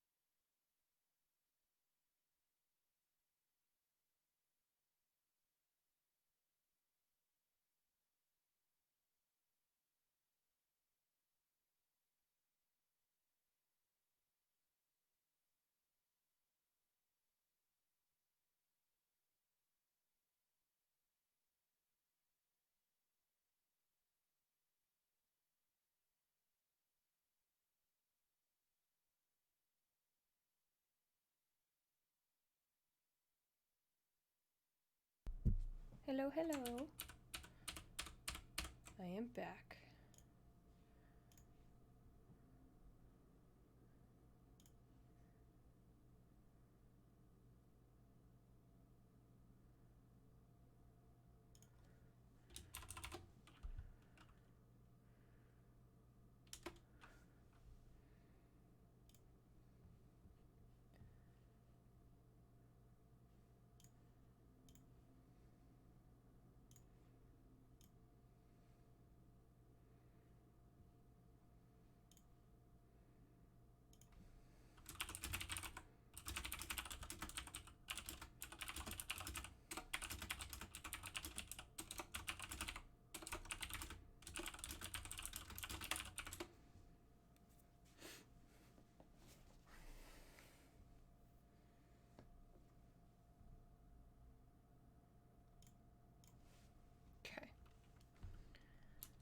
Where was I? Ah, yes, I was over here. Whoa! Wrong one.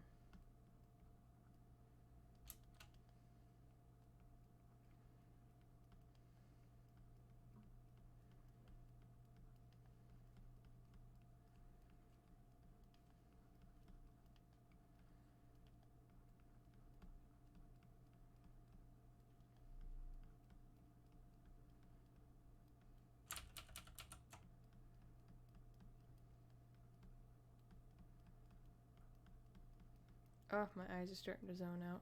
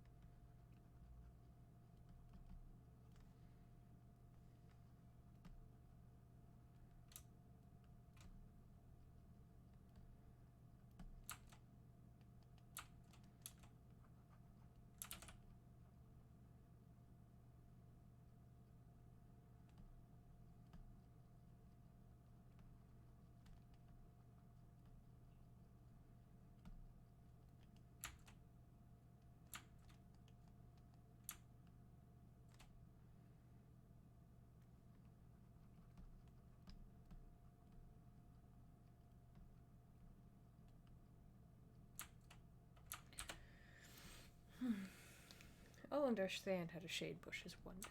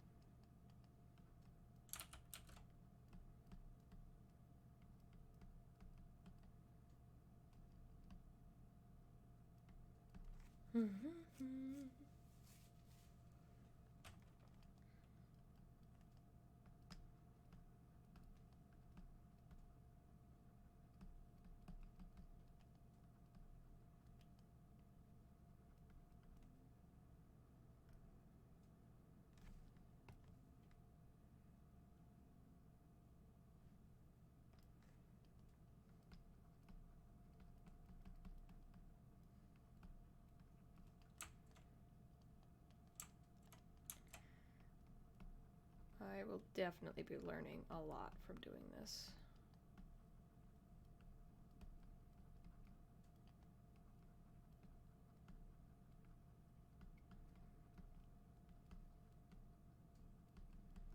I have a tendency to focus on, like, I just had this thought, like, wow, if I do a bunch of your character here's with landscapes and whatnot, I can learn a lot about art and my own preferences and process while making money. And I have a tendency to think of art like that a lot. You know, like, if I'm just doing it for myself, it's not productive. Which is not true. It's always productive because I'm improving myself, I'm improving my work, my skills, but I have a tendency to always think of it like that. Sometimes it's a good motivator for getting things done. Sometimes I'm like, I just want to do stuff for me, for my own.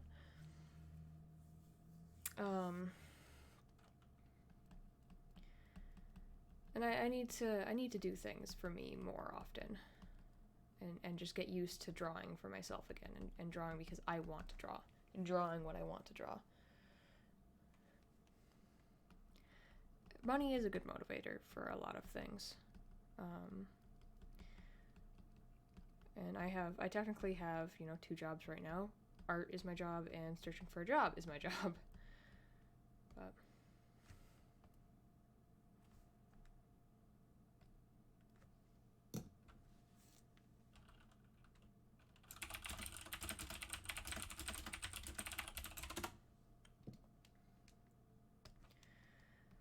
so, I guess when I have a steadier inflow of cash, it wouldn't hurt to think about this as doing stuff for myself as much.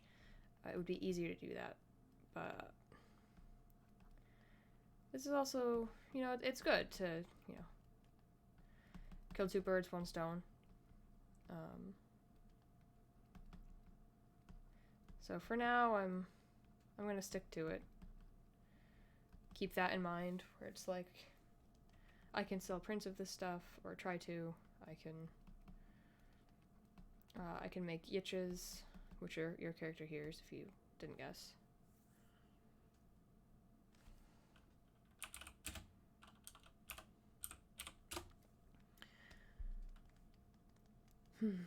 Sometimes you just gotta find the right motivators,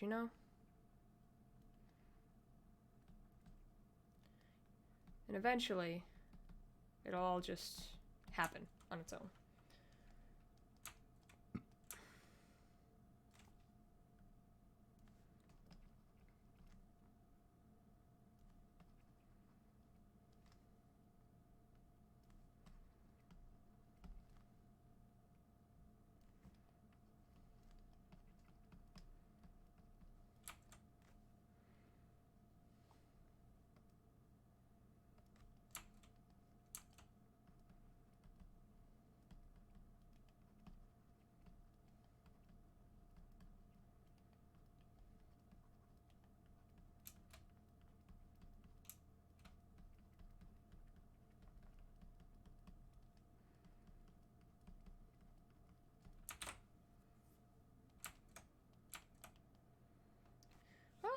It's coming along decently. I'm definitely gonna have to smooth things out and whatnot. But I'm just gonna keep going for right now, and we'll see how everything goes.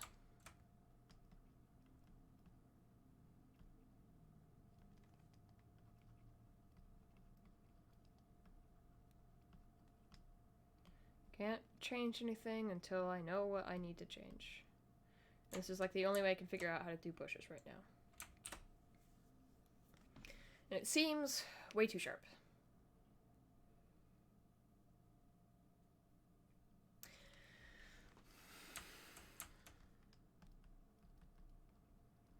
But that's also why I kept that.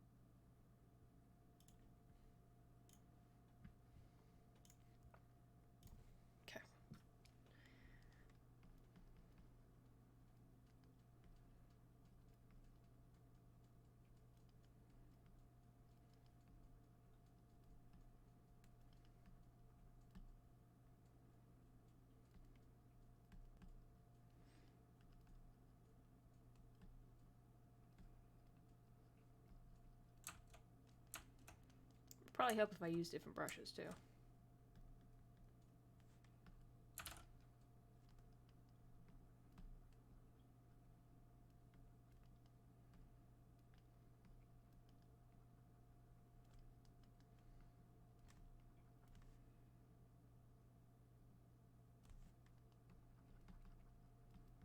If I change colors more often as well.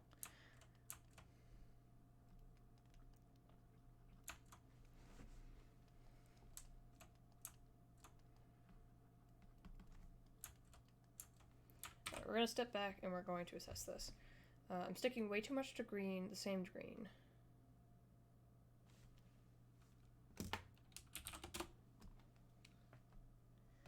I need to add in more yellows and I need to add in more blues. So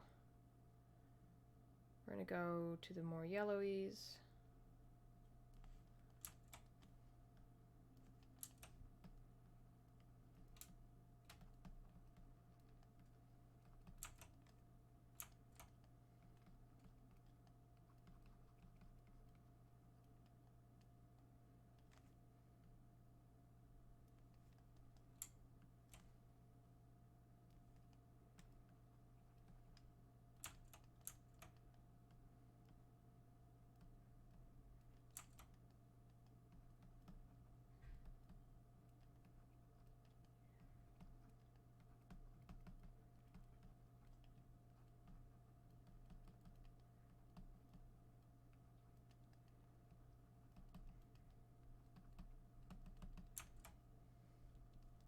Maybe I shouldn't be trying to do so many leaf shapes immediately.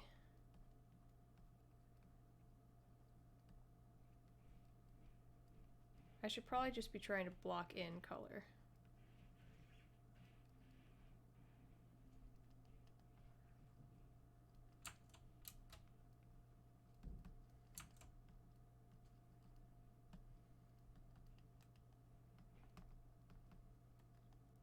You know, block in those highlights and those shadows instead of immediately trying to build it up like this. Because this, I don't even want to be going for a realistic bush. I want it to be semi-realistic and stylized.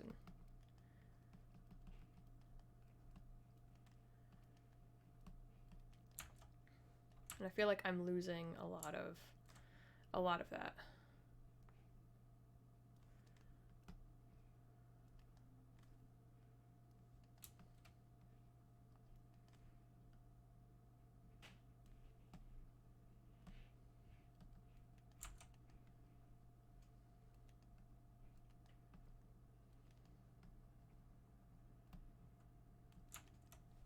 So we'll go that way. We'll do that. We'll repaint over a lot of the stuff. And we'll just fix it as we go.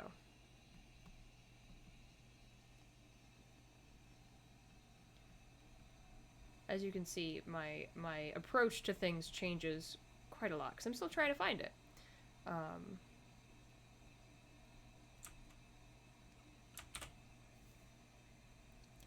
It's perfectly okay to do that. In fact, it's part of the whole learning process. And it's very important to experiment. Try different things with your art, push it in different directions that you wouldn't have thought of. Maybe you find a new technique that an artist you really like does, and you want to try it out for yourself. That's a good thing. It's good to want to experiment with your art and how you do that.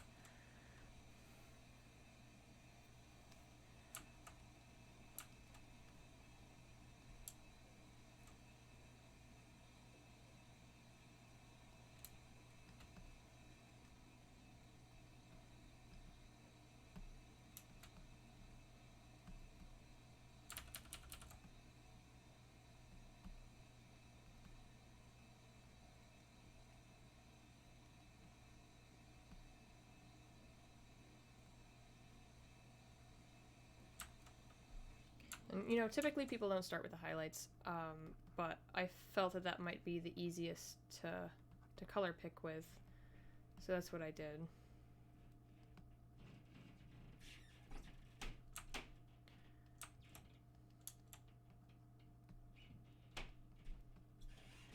usually much easier to start with your darker colors and build up your highlights, especially in digital media.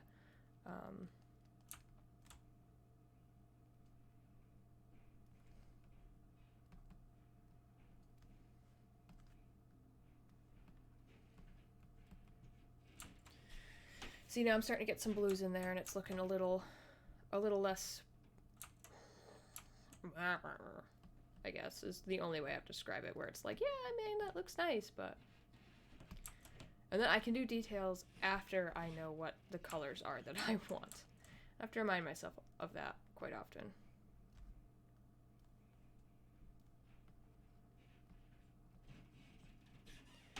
A lot of times I really just want to jump straight to that color stage, to that detail stage. I want to render, I want it to be out of my head, I want it to be on the paper, on the canvas, on the digital screen.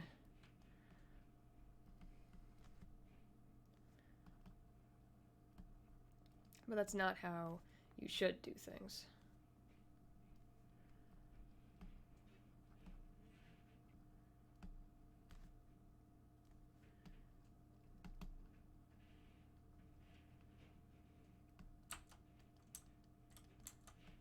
And this shouldn't be as dark here because I had it blocked in as lighter because it's in the midground, not the background. So we're going to paint over that and it's going to look a little better.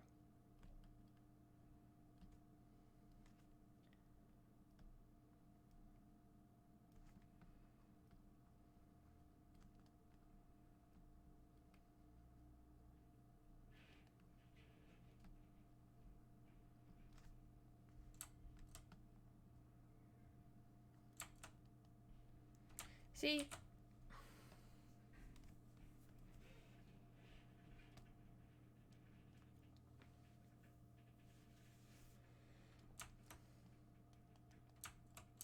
Here I was saying I wasn't going to stream too long, and already I'm like, I can go longer.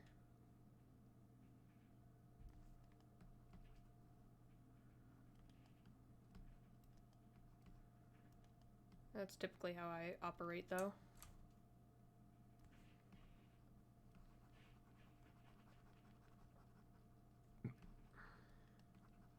I like set things for me to do, and then I'm like, I can do a lot more than that.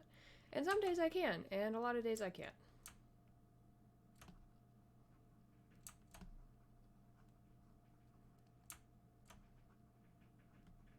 I have a bad habit of doing that.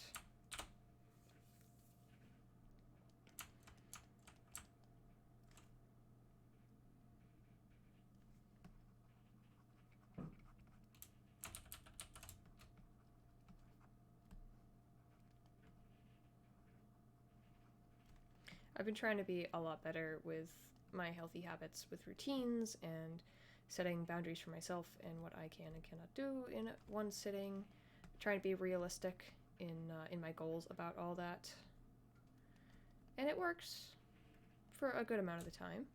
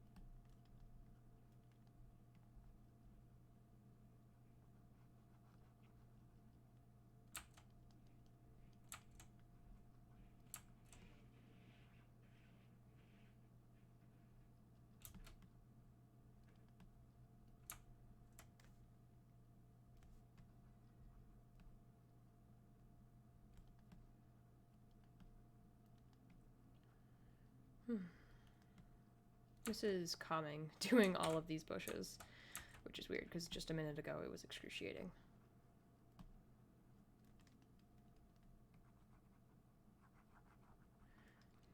I suppose, though, that's, you know, how you settle on something that you, a style or a process that you like, is it stops being a chore from the get-go.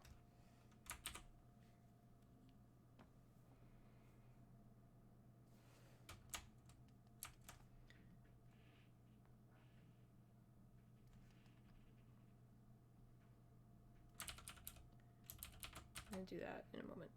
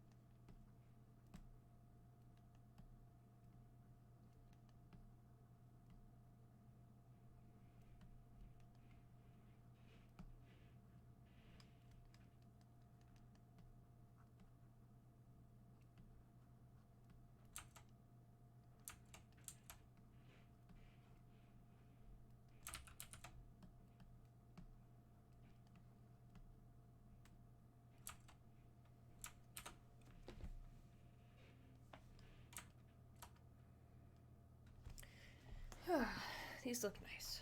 Unfinished, but nice.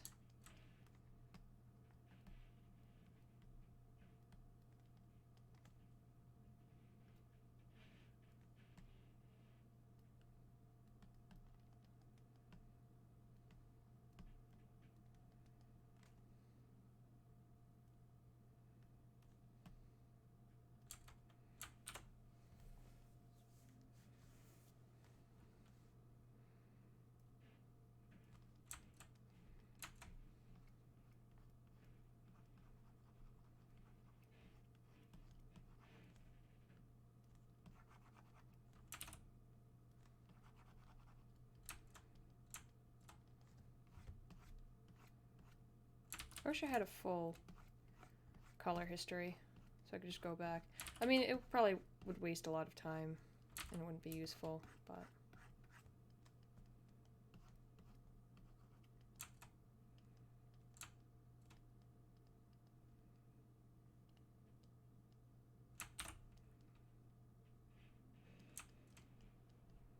I don't know. I guess it's probably a better thing that I don't have it.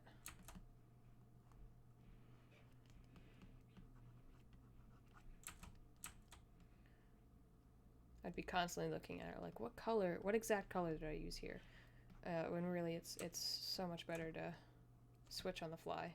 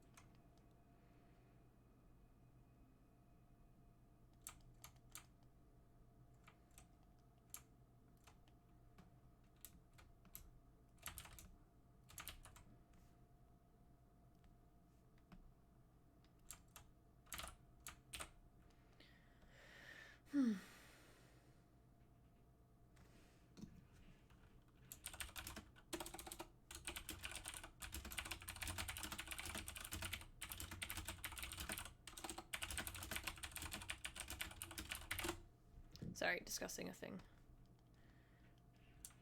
with a friend I hung out with today.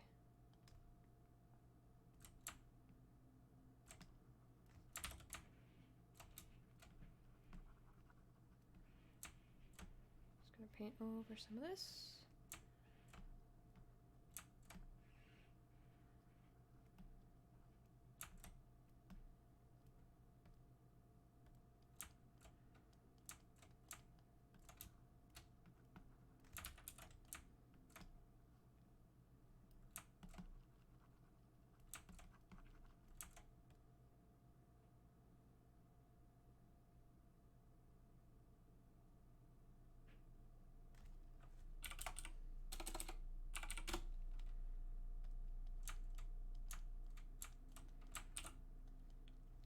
Now, I really don't want to paint over all this work, but it seems like I will have to, so we're just going to go for it.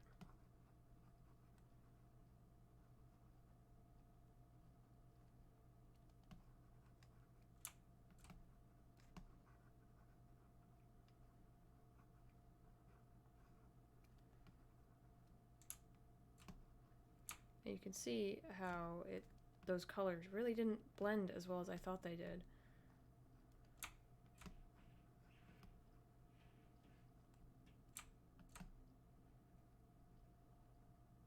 So when we go through the second pass, it looks a little bit better.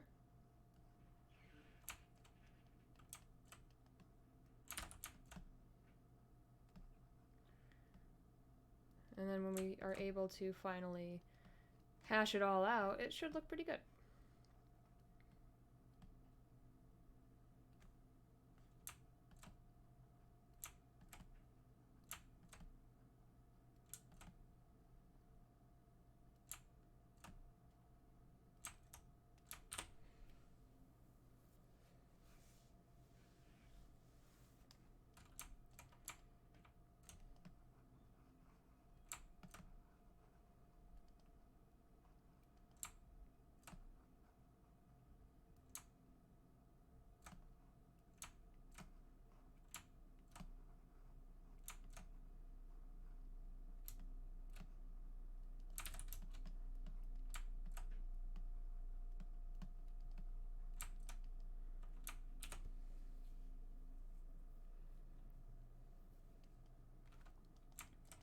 Kind of looks like a wintry forest scene, doesn't it?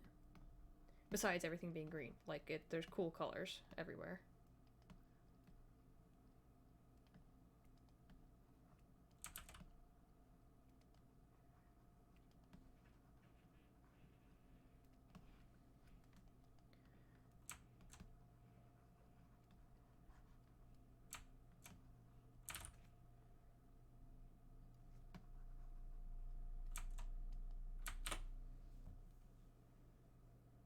Well, that's a pretty stark contrast between the midground and the foreground, huh?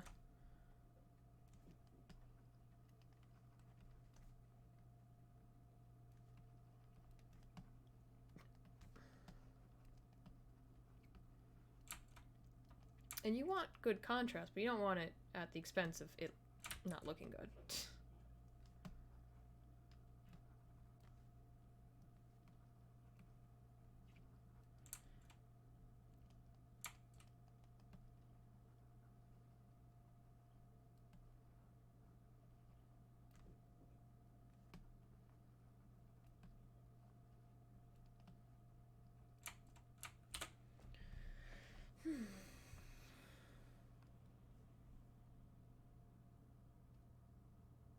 Wow, I've been live for about 3.5 hours.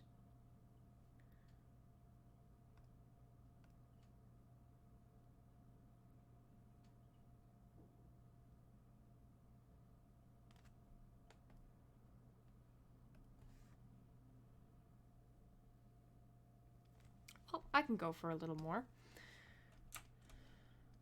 But I think I will have to put this down somewhat soon.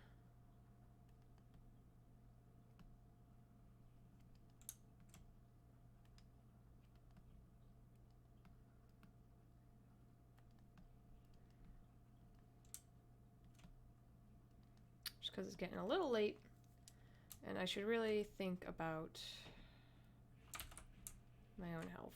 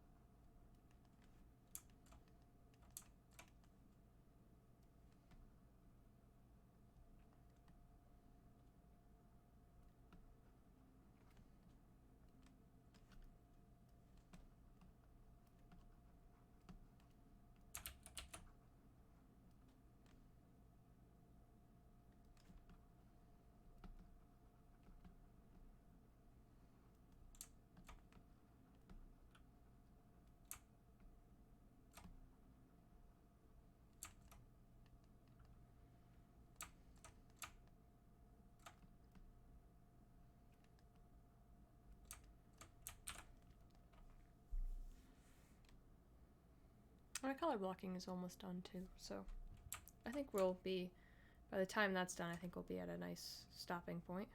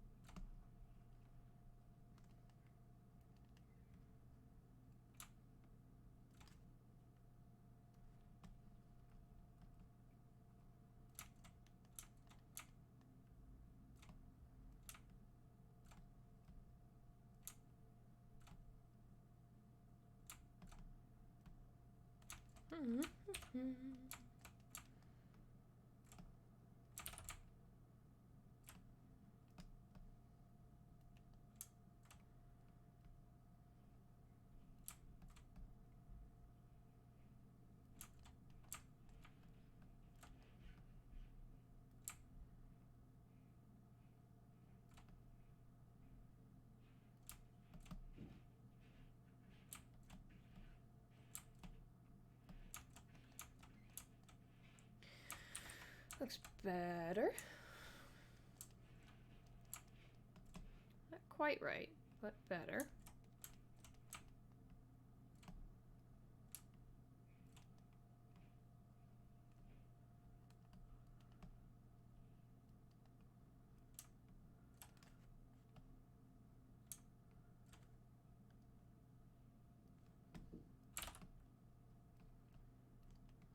Keep getting a little too desaturated with the colors, and then a little too saturated with the colors, and it's a vicious cycle. As is everything.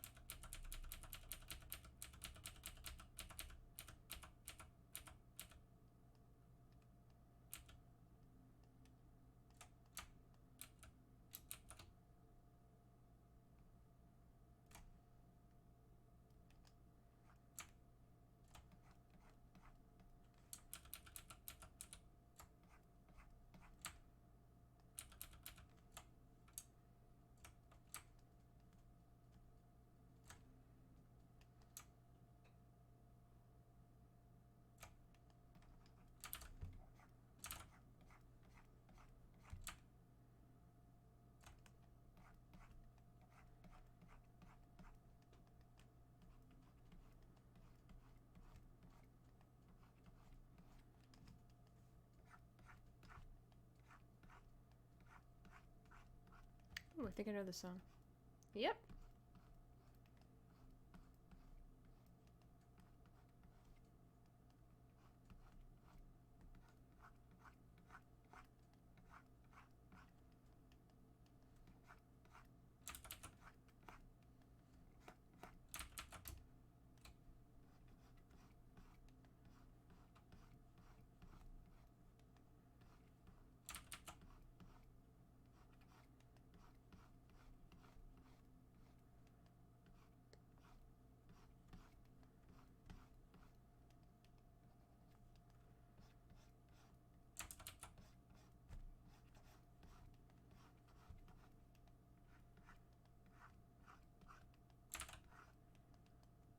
This is, I think it's by Amber Run. It's, I Found Love Where It Wasn't Supposed to Be.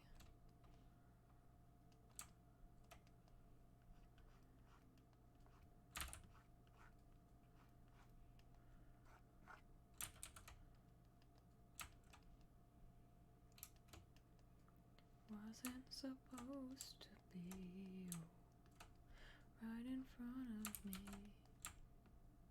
Talk some sense to me.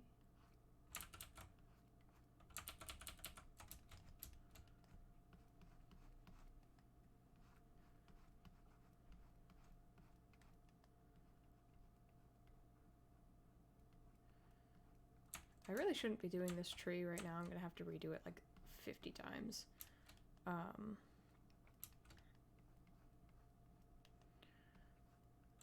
But I want to define it a little bit more before it gets lost in all the bushes, and I do too much on the bushes, and I forget that it's there, and when I'm finished with the bushes and I go to do this, I'll be like, I don't want to do it.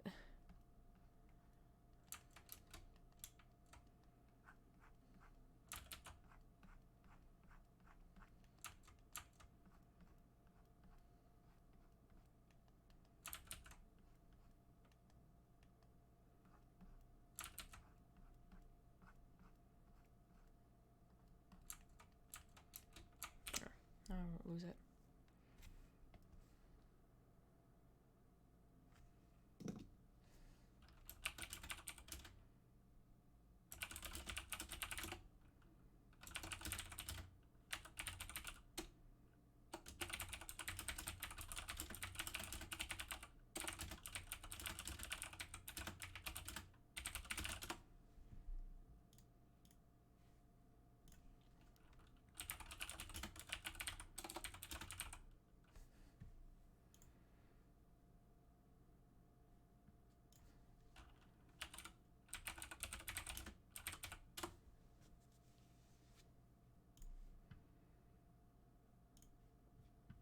have to look up what the second mouth in a moray eel is called.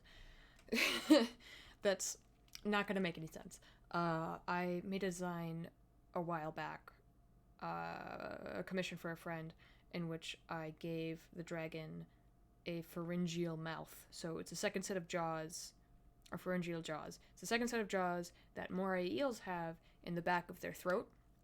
So moray eels will... It's almost like, if you've ever seen the xenomorphs from Alien, that's kind of what it's based off of, is the moray eel jaws. So they'll grab on with their jaw, and then their pharyngeal jaw will shoot out from the back of their throat and grab on and pull the prey further into their throat. And she needed to know what it was based off of, so I looked it up, because I forgot.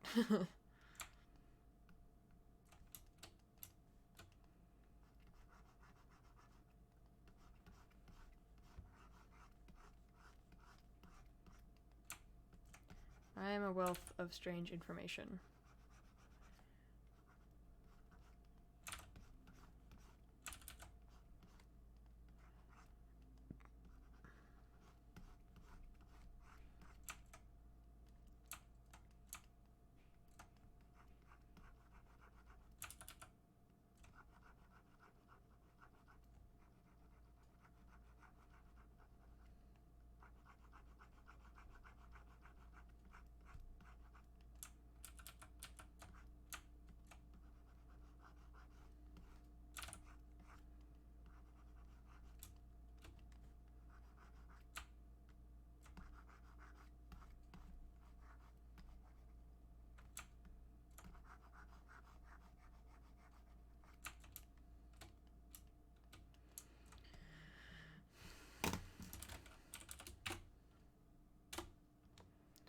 Awesome possum, awesome possum.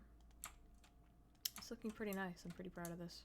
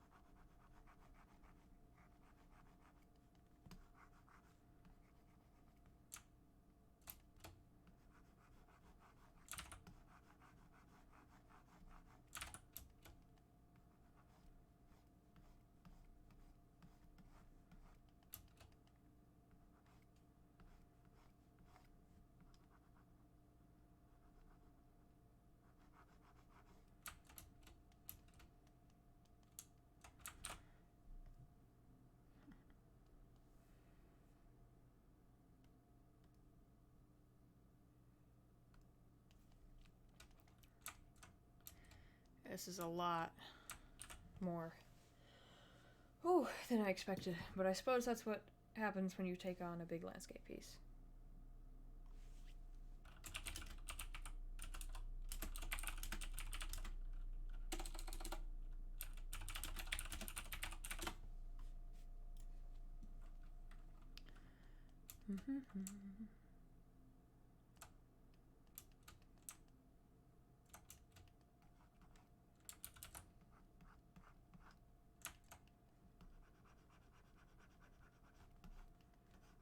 Ah!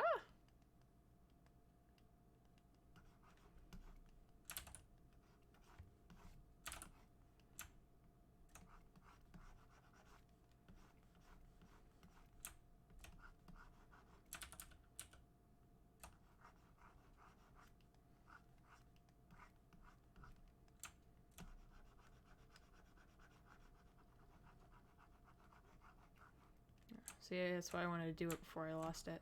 Because I knew I would lose it when I did all this other stuff. So now it's a little easier to keep track of.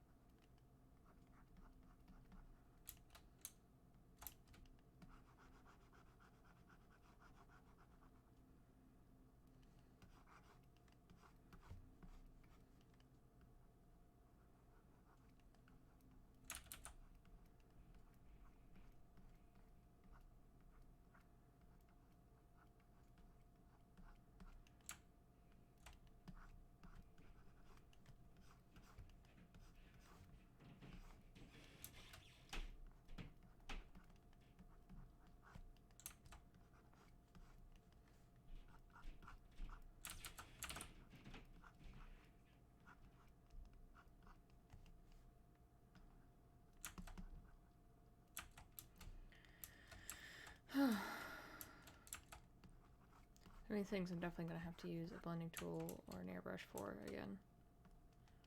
But that's okay. Oh.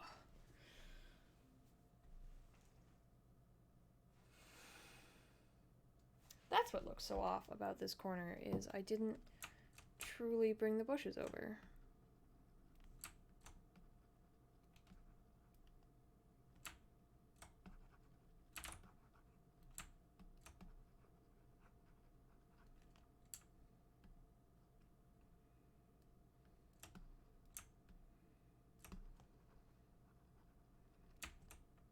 That's a little better.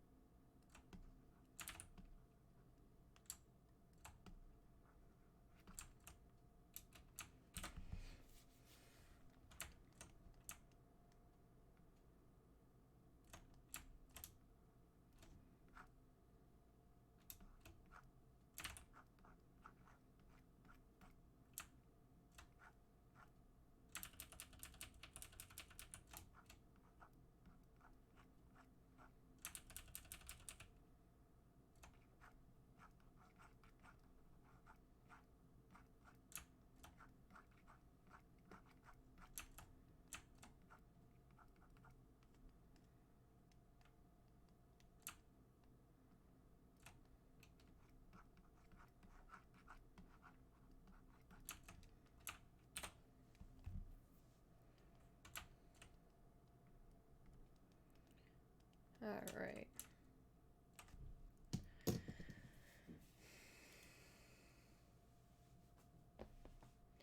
Well,